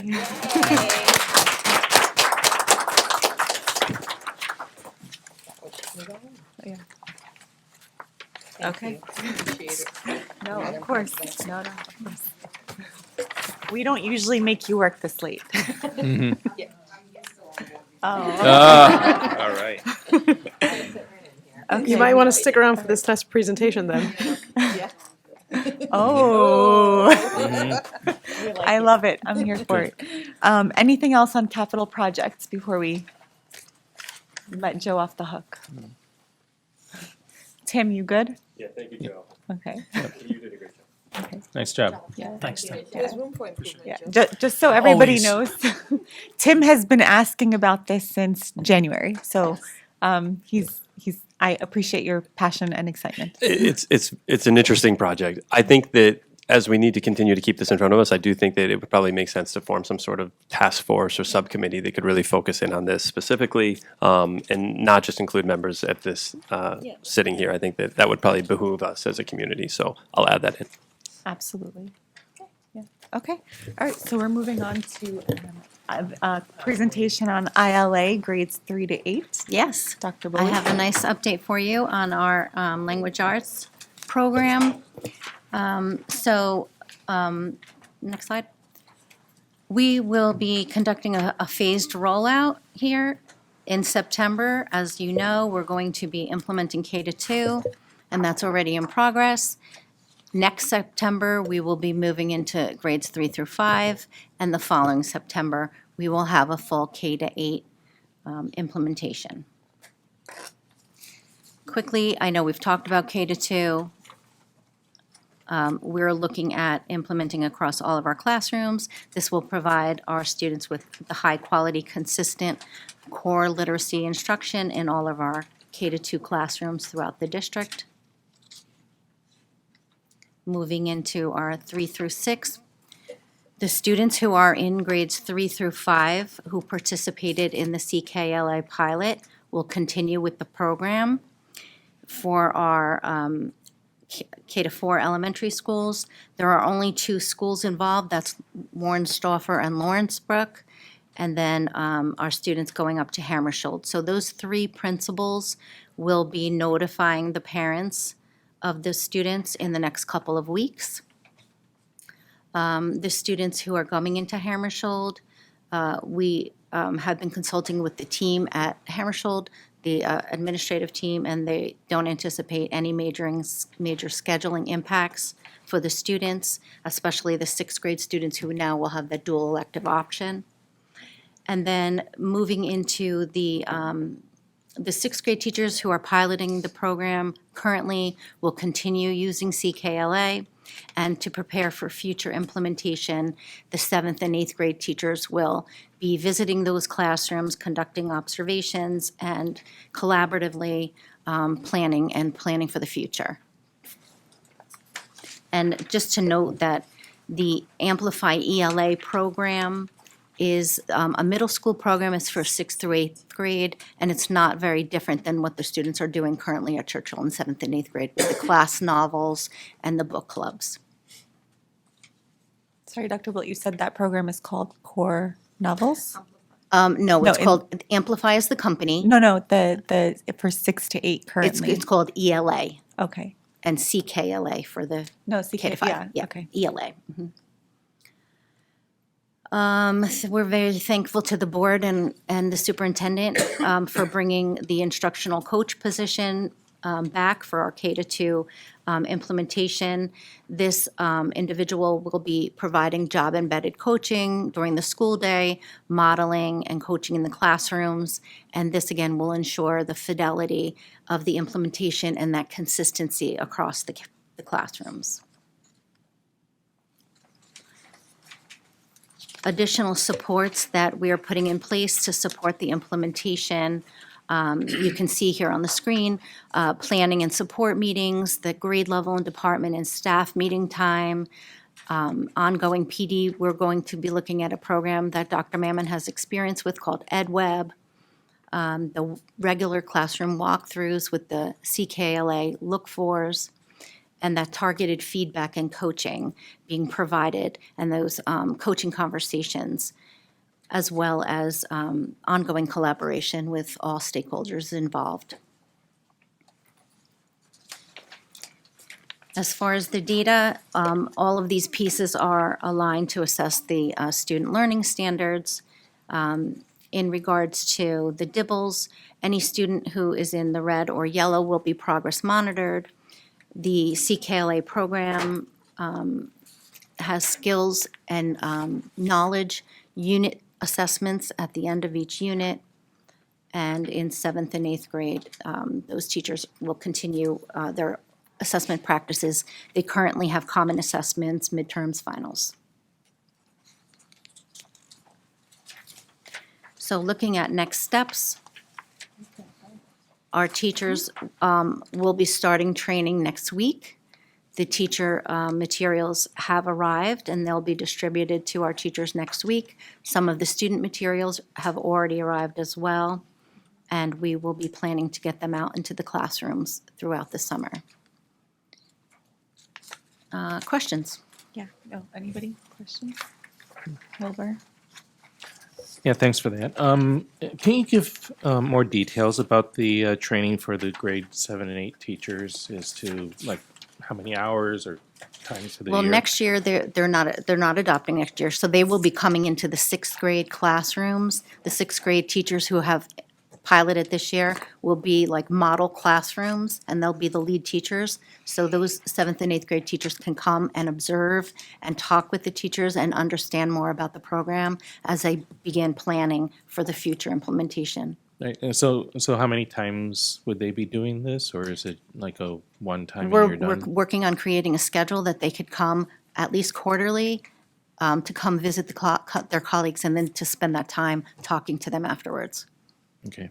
And then with the instructional coaches, just want to clarify something. Does the coaching extend to the upper grades as time goes on? Because the slide said it was for K-2 teachers. So, Yes. But I would assume that, That position will okay. ensure that fidelity of implementation. So as the phases go through, that person will move up in grades, yes. Okay, and then how many, like what sort of contact can we expect for, say, a first grade teacher next year in terms of meeting or engaging with the instructional coach? Well, she will be ensuring that everyone is implementing the program correctly and effectively, and after that, it'll be as a needs basis. Okay, thanks. So I have a question around the student data and effectiveness, the third to last slide, Karen. Yes. So the progress monitoring for at-risk students, what does that actually look like? Regarding the DIBELS, Yeah, so the you said program. yellow and red. but- Yes, students who are not on benchmark. Currently, they're being progress monitored, but next year we will be ensuring that all students not on benchmark will be progress monitored using that progress monitoring tool in the DIBELS. So is that the same thing, like once in the fall and once in? No, the assessment will still be given 3 times a year. Okay, But there's a tool in there to progress monitor students who are not meeting benchmark. how And that will frequently? be, I'm not sure, I think it's every 6 weeks.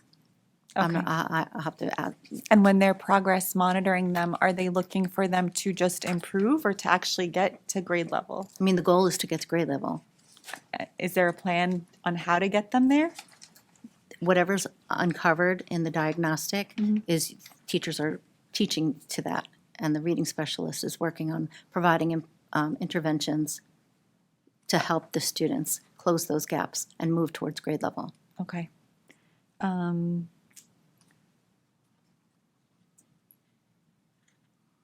Okay, that's it, yeah. Anybody else? Antoinette? Thank you, Dr. Boley. If we can go to, I don't know what slide number this is, students in grades 3 to 5 who participated in the pilot classrooms will continue with the program. Yes. So I know that when when I had asked you that question in the last meeting about the K-2 students, and you said only 2 schools Yes. were going to be impacted by that. Yes.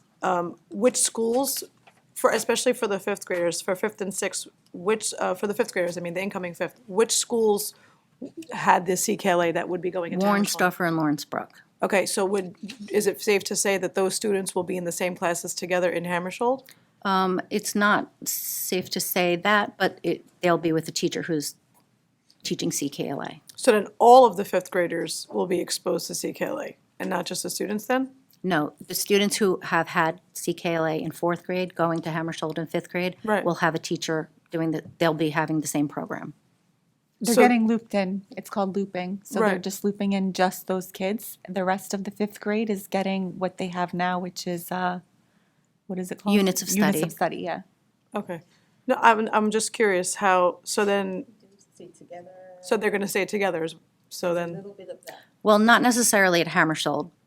They'll be with a teacher who's using CKLA. so for ILA, they'll be with that teacher, but other courses, they'll have other students in their classrooms? No, what I'm saying is so the students in Warnstoffer Right. who are in second grade going into third grade will be staying together to go Right. to that Yeah, teacher. that I remember. But all of these students coming out of Warnstoffer and Lawrenceburg going to Hammersholt may Right. not be with their home classroom. Not with their homes, but they will, so it'll be only those, so in their ILA class, only students who have had Correct, CKLA will be, so correct. they will all be together still, okay. Yes. The principal should be reaching out to the parents in the next couple of weeks. So are they asking the parents if they want their kids There to? will be an opt-out option, yes. Okay, so they could be in the pilot now, and if the parents say we If the don't want parent them does to not want to continue, and they'll wants go to back opt to out, units of study? yes. Okay. The reason why I'm asking is I'm wondering about scheduling. So for example, if these students are in this program and then they take band, for example, but then band doesn't fall into that scheduling, will the parents be aware of that when they're offered this They program? will. I connected with the team at Hammersholt today. Okay. And they don't anticipate Any struggle? scheduling Okay. implications, sorry, Okay, regarding this. okay, all right, So thank that's you. good news. Lori, did you have a question? Oh. Anybody else? Anybody else on this? Okay. And Dr. Bully, when's the next time you anticipate a presentation to the board on progress?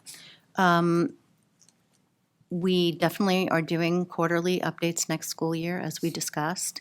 I know we talked about the DIBELS data at the next board meeting. Mm-hmm. The closing date for assessment is the day of the board meeting, so we'll have to June figure 18th? that out. Okay. Okay.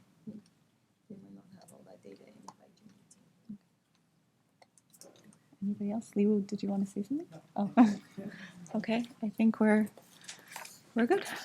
All right. So we're moving on to the for the good of the cause for the public.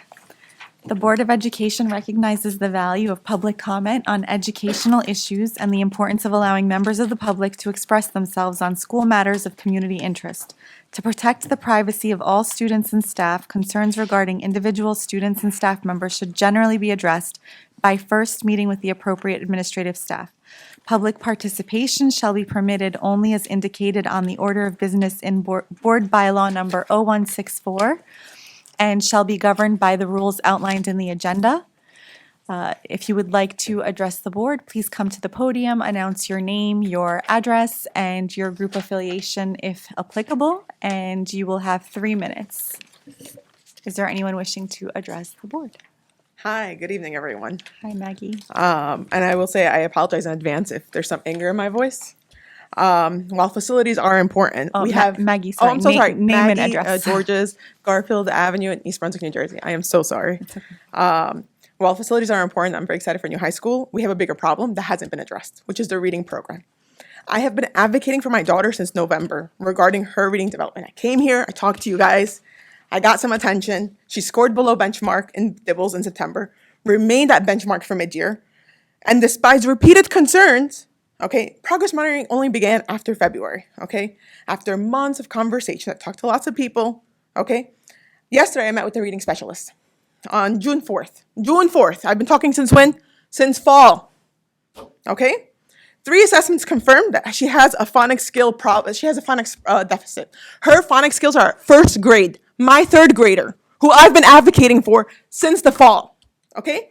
What concerns me the most is that these assessments were not administered until May 22nd, okay?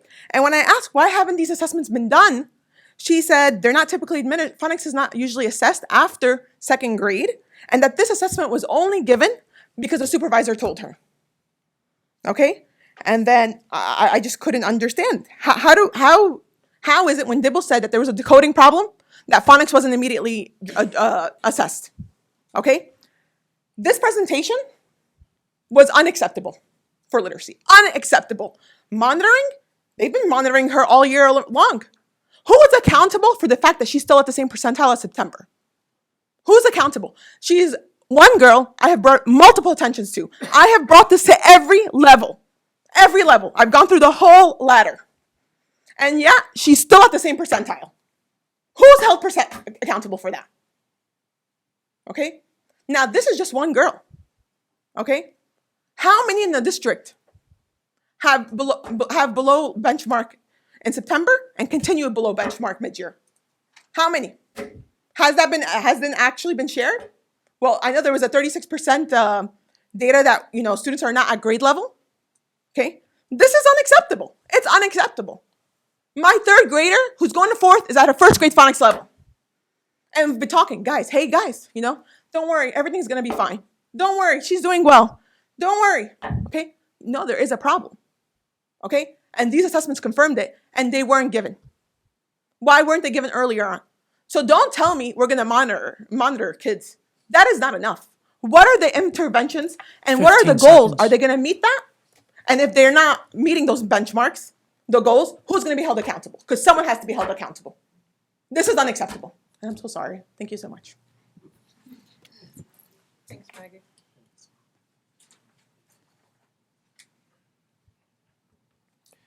Jack Levitt, 4 Springfield Road. I want to start by congratulating you guys. Where you started at the beginning of the year to where you've come has been a Herculean task. You went from being disorganized with infighting to a cohesive, productive, engaged board that makes great decisions. And that's earned the community's trust. Congratulations on that. That's no easy feat. I believe it was able to happen because the community selected members of the board they trust would represent all the students in our schools, regardless of race, religion, neurodiversity, political affiliation, etc. That means that as board members, you need to abstain from a lot of behaviors. Endorsing political candidates, posting signs for candidates, being seen on social media with candidates, showing outward support at cultural events, etc., regardless of what your private beliefs are. I'm concerned that some of this trust may be coming into jeopardy. Without going into details, there have been recent posts on social media that have caused concern for members of the community that there are board members who, in showing political support, have made the other community members question their objectivity. Unlike most elected offices, the Board of Education is not political, and it's critical that any board members keep their private beliefs to themselves. As I said, it causes members of the community to question their trust, and I happen to be one of them. And I don't like saying that. Board members, if it's important enough to advocate for some groups over others, or to not show support for certain cultures, maybe being on the Board of Education is not the best place for you to be serving your community. Thank you. Thanks, Jack.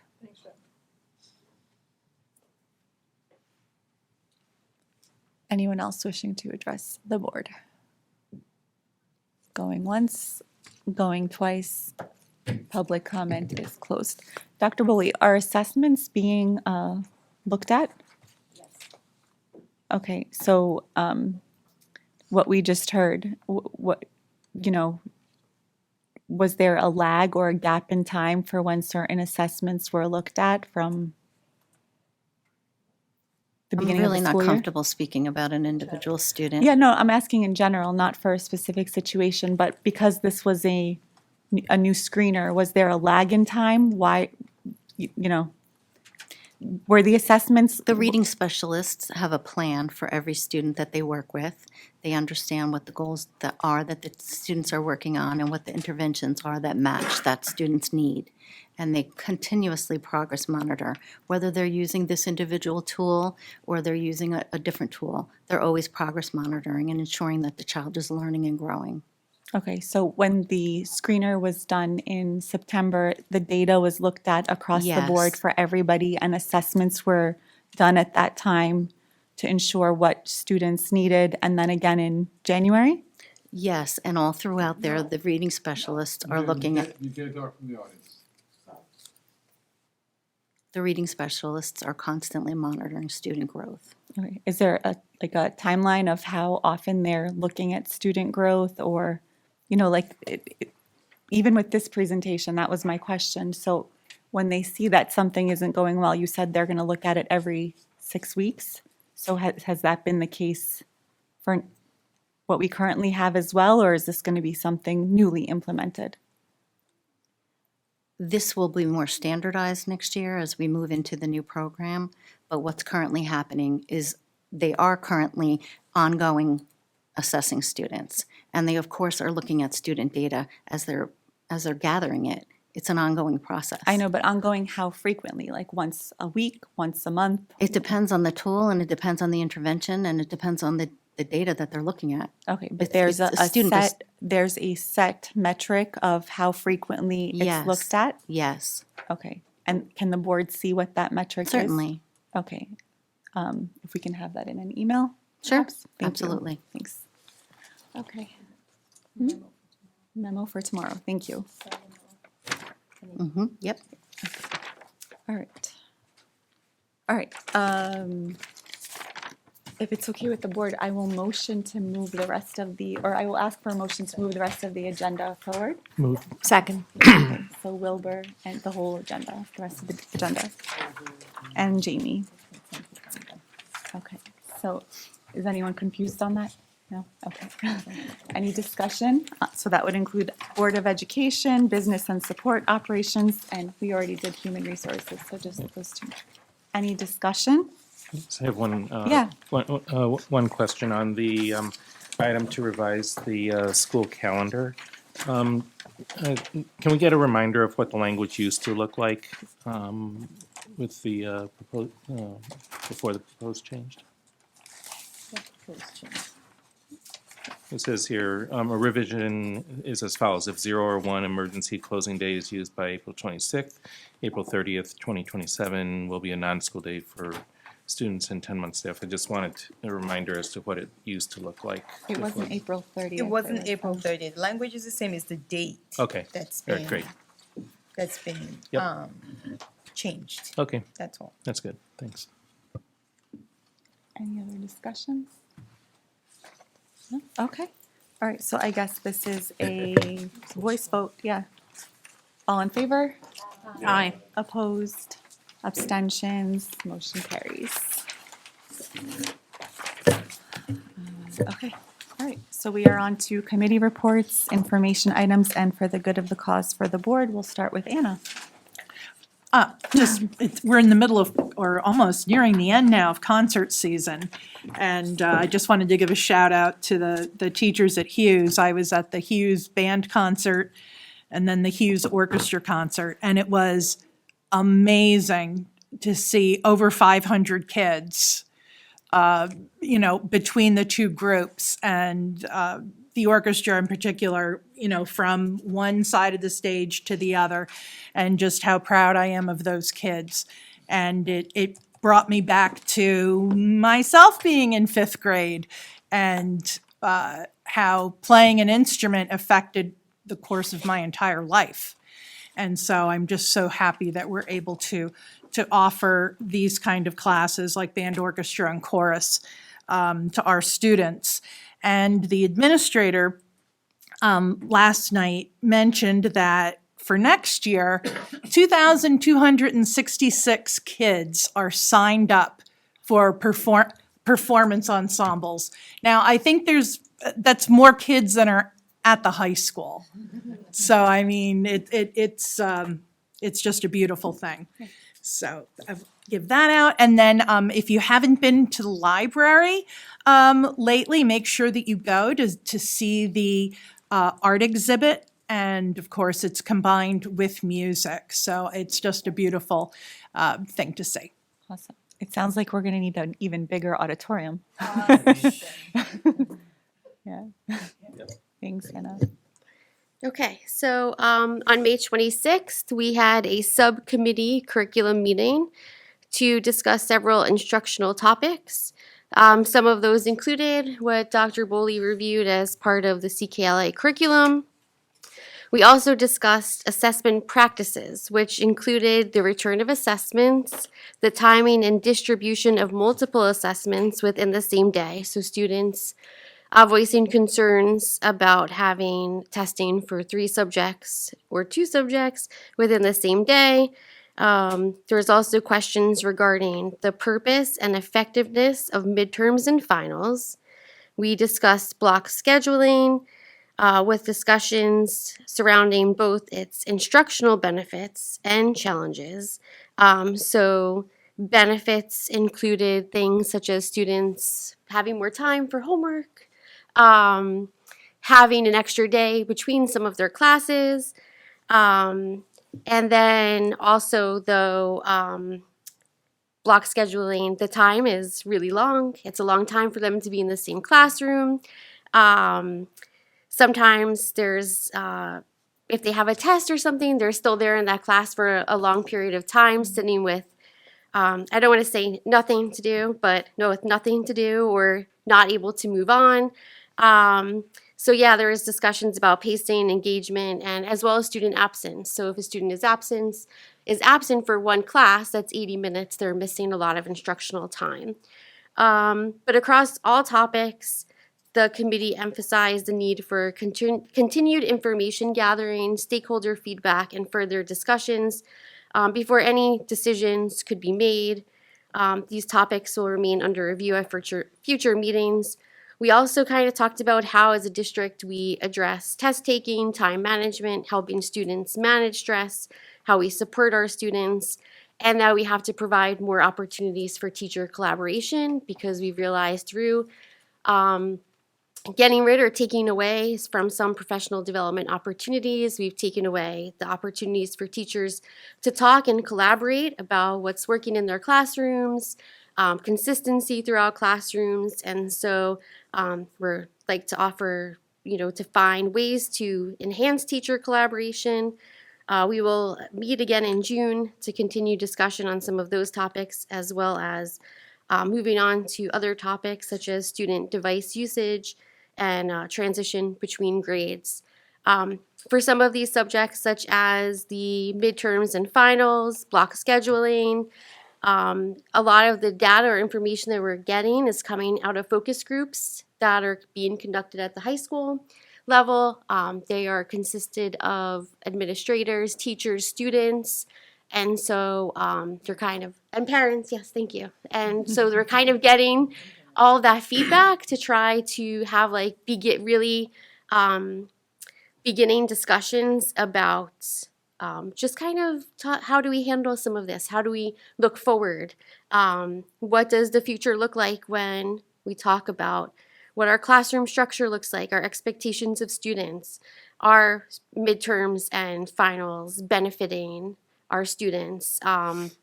And so I look forward to those continued discussions and the engagement that has been developed over time at the curriculum meetings as a whole, our subcommittee meetings, and so I'm really proud of the work and the discussions that we're having.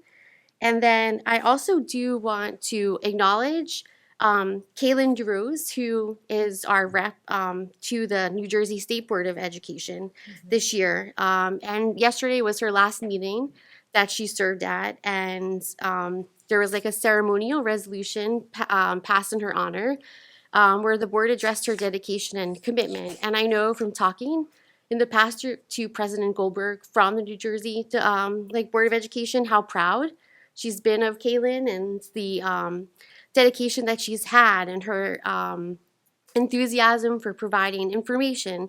And then I remember that one of the talks that she did give was on block scheduling. So I think we'll have to invite her to a curriculum committee meeting.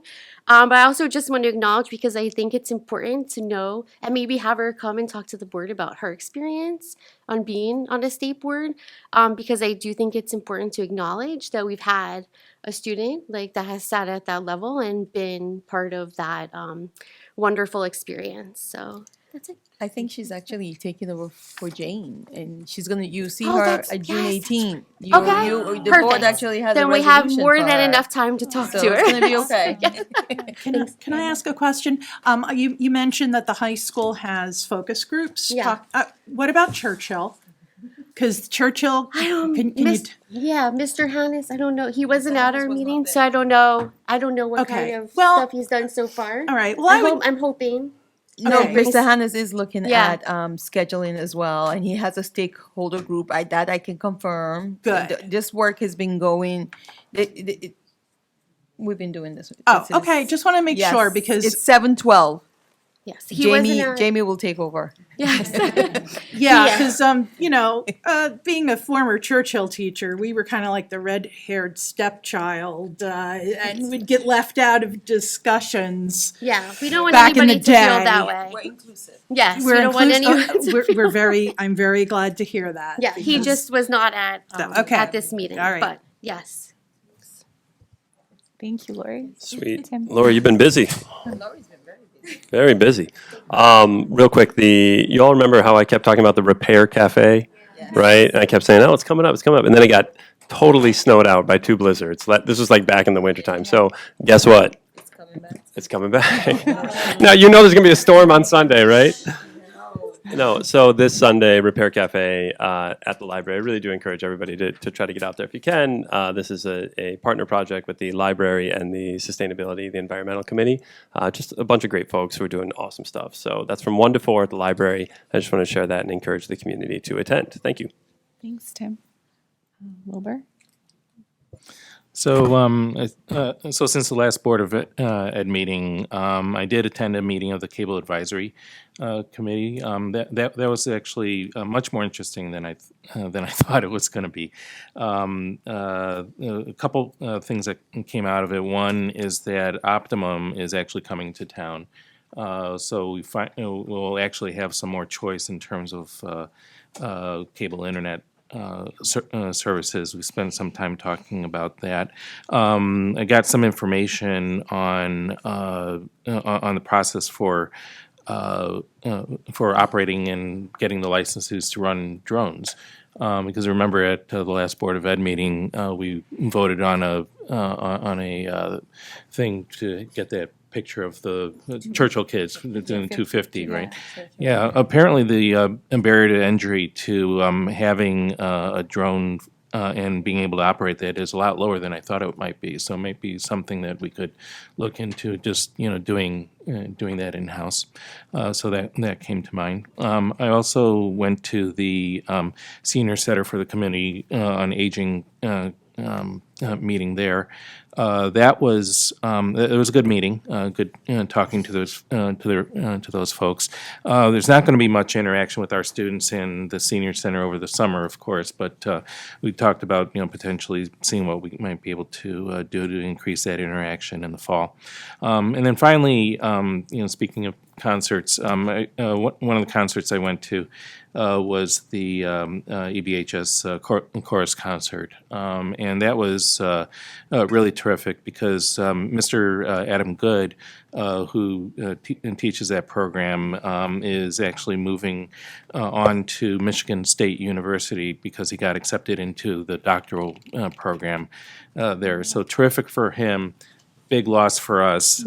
He taught both of my boys. They both participated in the choral program, and they continued singing afterwards. My older son actually joined the choral program at TCNJ, and one of the things he got to do from that was to sing at Kimmel Hall with the Philadelphia Orchestra, providing a live soundtrack to Home Alone.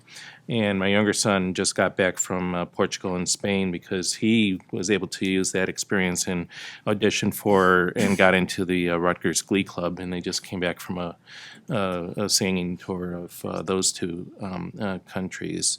But the big thing that really impressed me about Mr. Good is that it's not that the students just love the choral program and that they have this great experience and go on. They come back to chorus concerts, and they come back in a way that I haven't I'm hard pressed to think of a similar thing elsewhere in the activities that that the students do. It's not that they never come back, but there's kind of a intensity of and joy in coming back to see the course program that they participated in. And I think that's a lot of credit to Mr. Good and how he's benefited our students over the past 8 years. I think he's been here.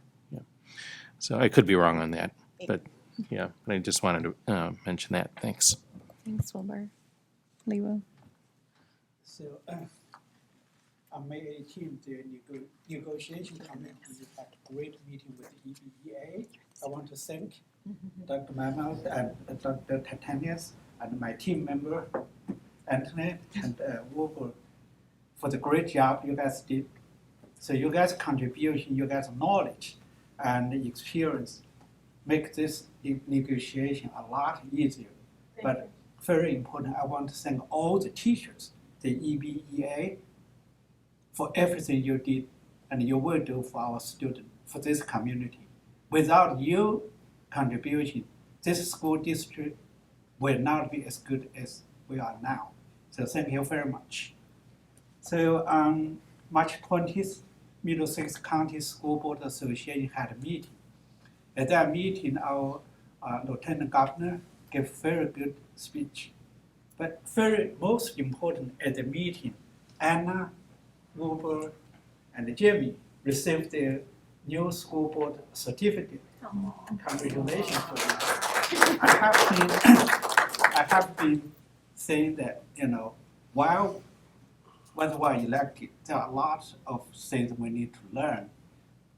While we're advocate, we still keep learning. That will help us to be a good representative for our community, to advocate for our children. And lastly, I was appointed to NJSBA committee, finance committee. I will make sure I will use this position to get more money and reflect the local school district finance stress to the state level. Let them know, we're not negotiating. When I talked to the Lieutenant Governor, I told him we need a new high school and we need to keep good teachers at the position and you need to come up with more money. I told him that we need more money and very important as investment to school is very fundamental things. The government, state level, local, municipal, must do because this is the future of our country. It's not just individual person, it's the national level. We have to invest more money for education. So I will make sure, whenever I have a chance to meet people in Trenton, I will let them know. Spending investment to education is for future. It's not for making money now, it's for the money, the future. So that's the job I kept in my heart. Thanks, Leo. Thank you. And congrats. Jamie. To quote a wise philosopher, thanks for noticing me. So I want to thank everyone that came out to the Unity Walk. It was the 10th annual Unity Walk for the East Brunswick Human Relations Council. Shout out to Dr. Tanyus's daughter who won a poster contest.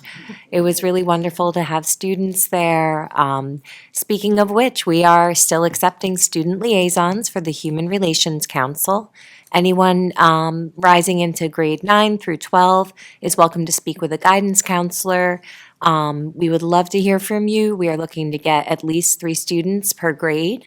It's great on the college resume, great to meet your neighbors, and just a great opportunity to be part of our wonderful community. I also want to thank everyone who attended the first Jewish American Heritage Month celebration at the library this past Sunday. I want to let you guys know about the Repair Cafe, which was already mentioned. And then the Sunday after that, AAPI, excuse me, is hosting a family craft event. It's a dragon boat festival from 2:30 to 3:30 at the library. That's June 14th. And then the East Brunswick Astronomy Club just received its nonprofit indication. They are looking for members. There is an event coming up at the library. It's hybrid on Zoom on Thursday, 6/18/26, the June 18th at 7:30 p.m. It is an event regarding some really neat space stuff, and I lost it. It's a little above my pay grade. But it looked really interesting, and the people I know that are in the astronomy club are really wonderful. So I invite everyone in the community. It's open to everyone in the community. And then lastly, wishing all of my friends and neighbors happy Pride Month. Thanks, Jamie. Lou? Okay, just a quick shout out to, and I think Anna and both Wilbur had mentioned already, the Churchill and the high school choirs, fantastic programs. It's great to see them early in the year and then see how well they progress. Unbelievable the amount of students, the parents, the support. It's just outstanding. We are absolutely going to miss Mr. Good. We wish him all the best in his endeavors in Michigan, and maybe someday we'll see him back. I also just want to mention the spring sports, as Antoinette said earlier, are starting to wind down now, pretty much completed. And thank all of the parents, all of the students in the community for all that they do to help support our student athletes. Mr. Malta, his team, the administrations at the high school and at Churchill. It's just great to see them, all the kids together at the end of the year and congratulating each other on awards or just the fact that they participated and talking about next year. Again, certain things like our activities, our choirs, our bands, our athletics give people purpose. And as I think Antoinette mentioned it earlier too, we have people who just come out in the community, have no kids in the system, that just want to see our kids either perform on stage or on the field or or on the court. So just outstanding. And again, shout out to all those athletes who are finishing up their seasons, and hopefully they all continue on. And again, great job with our choirs. So continued success. Thank you. Thanks, Lou. Hi. Hi. Before I excite you with what's going on in Trenton, I really want to give a huge shout out to the Frost School for inviting the board to their courtyard, end of the year courtyard celebration. It was my favorite thing I've ever been a part of. Miss Kim and Miss Pisano are the chairs of the courtyard committee at club, and there's 28 students currently enrolled in that, so that shows you how much it's part of their school community. And to the principal, Dr. Delgado, she's one of my faves. She really is like a big mama bear to all those students and to her staff. There were so many cool things that happened, so I don't want to talk too much because it's getting late, but my favorite part was seeing, Jack, is you still here? Hi.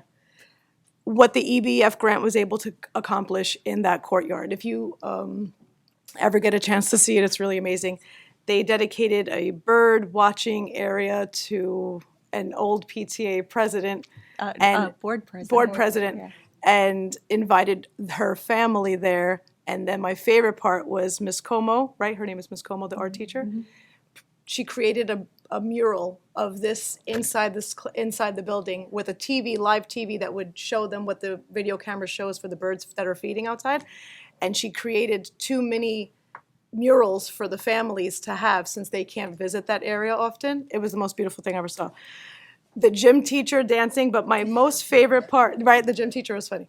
My most favorite part was when Miss Kim and Miss Pisano turned around and thanked their PTA for everything that they do for them and had every single student singing and dancing a remix song for the PTA. There's really nothing like knowing you're appreciated by your administration and the teachers, but going that extra, that was definitely more than an extra step, but going that far as to have the students learning an entire new song and dance and perform it for them really shows how much love is in that building. She had me thinking I should probably have another kid so I could send them to Frost. Or You'd maybe have I'll to put move. my... You'd have to move unless we redistrict. No, we can't. No, I have to move. But it was really amazing. So now to excite you, so thank you again for inviting me. Always invite me to stuff like that because that really reminds me of why I'm doing this. Because seeing all those kids enjoying themselves was really great. Now to excite you with legislative stuff. So the Senate passed this, which I believe we already do in this district, but now you have to do it in this district. The bill's number is 71340. It requires the Commissioner of Education, along with the Commissioner of Health, to develop and distribute guidance to public schools concerning the accommodations for students who are fasting for religious or medical reasons. Guidance includes recommendations for scheduling considerations, flexibility, differentiated instruction, alternative educational activities for gym, exams, and other school activities. Which, again, I think we already do it, but now you have to do it. The Senate Education Committee met this June 1st. I was originally going to tell you about some bills that had been discussed in between our last meeting and now, but I wanted to discuss these because I try to bring things here that are going to have financial impact at some point to us. One of the bills is S3715, and the sponsors are Senator Timberlake and Senator McKnight. This would require, so these are consequences for bias-related conduct. They want this to be a separate consequence than a HIB. They find that this specific area requires its own lane. They would require a student to determined by a school district to have committed any bias incident on school property, any school function or school bus to meet with the district's mental health care professional once a week for a minimum of 9 months. This would require a district to employ at least one mental health care professional with expertise in student counseling and training in bias, racial equity, and culture and competence specifically for this. It also requires a school district to place a student in an alternative educational program if the student's parent or guardian refuses to consent to the weekly mental health meetings. There's more. Anything on the funding for? The second thing is a student who is a repeat offender. So let's say they complete the 9 months and then they do another bias incident. Mind you, there's no place in this legislative verbiage for age. So you could be in first grade and this will apply to you. Student who's a repeat offender, which means you've done it another time after your therapy sessions have completed, will be asked to, I have to laugh because I can't, to place the student in an outside learning environment, outside the school district.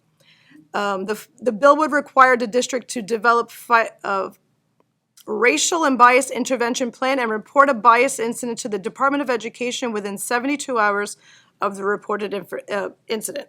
So there were 3 yes votes, 1 person didn't vote, and 1 person abstained.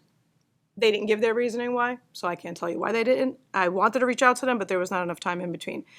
It's been referred out of the Education Committee to the Senate Budget and Appropriations, and Senator Gopal advised the people who spoke in opposition to it to connect with the senator to get their ducks in line. So there were people who were obviously opposed to this. The NJEA had concerns about sending students outside of the school, especially if the student has an IEP. How do you accommodate that?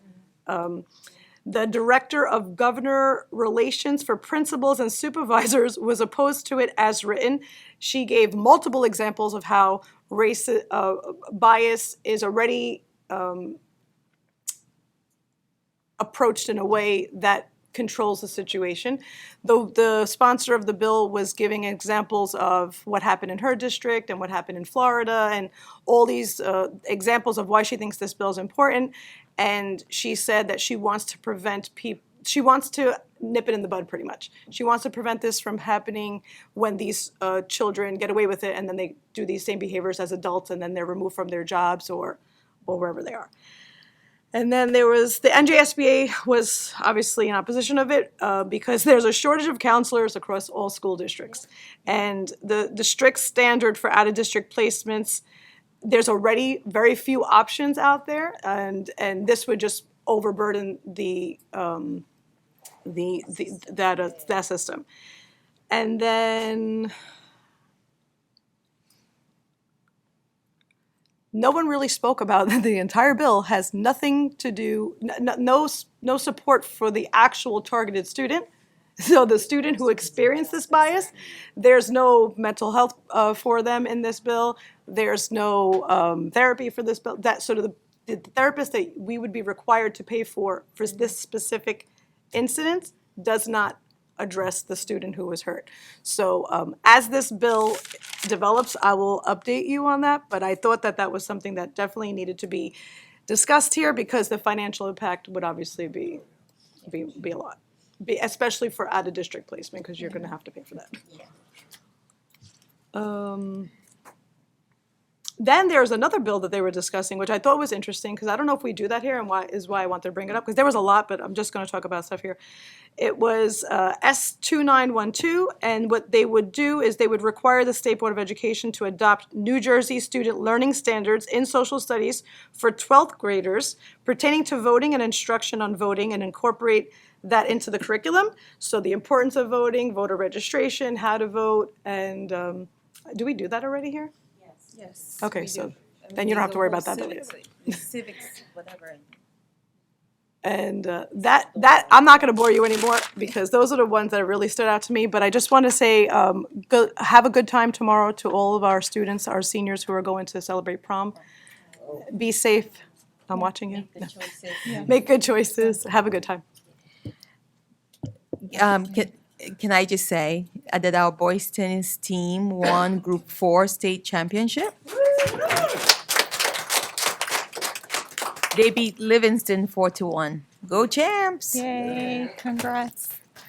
Okay, I guess that leaves me. So I won't go over everything that everyone else already did, but I wanted to add that Dr. Mammon and I attended the opening of Lenape Park, which is a new park in town that is an inclusive park for our students who, a lot of our students were there at the opening ceremony. It was really nice to see that there's now a place that's inclusive for all of our students. And then the NJSBA county meeting on May 20th that Lee Wu mentioned. Just some things I noted there because there was the Middlesex County Teacher of the Year who happened to be from Edison this year. So we met your friend Eddie. He says hello. Okay. But she said some things that really hit home for me. She was talking about assessments and like a lot of our teachers here in East Brunswick, she was just wonderful. You felt her energy exude and it's like you wanted to be a student in her class. But she was talking about assessments and she said to understand the why behind the numbers, behind like the test numbers, you have to see the who behind the desk. And I think that's something that, you know, even as we're doing a strategic plan, I was taking that in there, that we're not just dealing with students as numbers, we need to see the who of who these students actually are. So that was really nice to hear. And then she addressed the board and she said, you lay the tracks so we can drive the train. And that also hit home for me. Like, we need to make sure we lay pretty good tracks so that this train isn't derailed in 6 years, to Tim's point earlier. So, you know, just some things to wonder about as you drive home tonight. That's all for me. A reminder that our next meeting is June 18th, but it'll be at the high school for our, in the media center for our senior awards. Yeah, so that is all. Yeah. Recognition and awards, yeah. It's a good night. Resolution. It was a Yeah. good night. Mhm. Yes. Looking forward to it. Anything else from the board? No? Okay, motion to adjourn. Move. Second. Jamie, then Wilbur. Discussion. All in favor? Opposed? Abstentions? Motion carries. Have a good evening, everyone.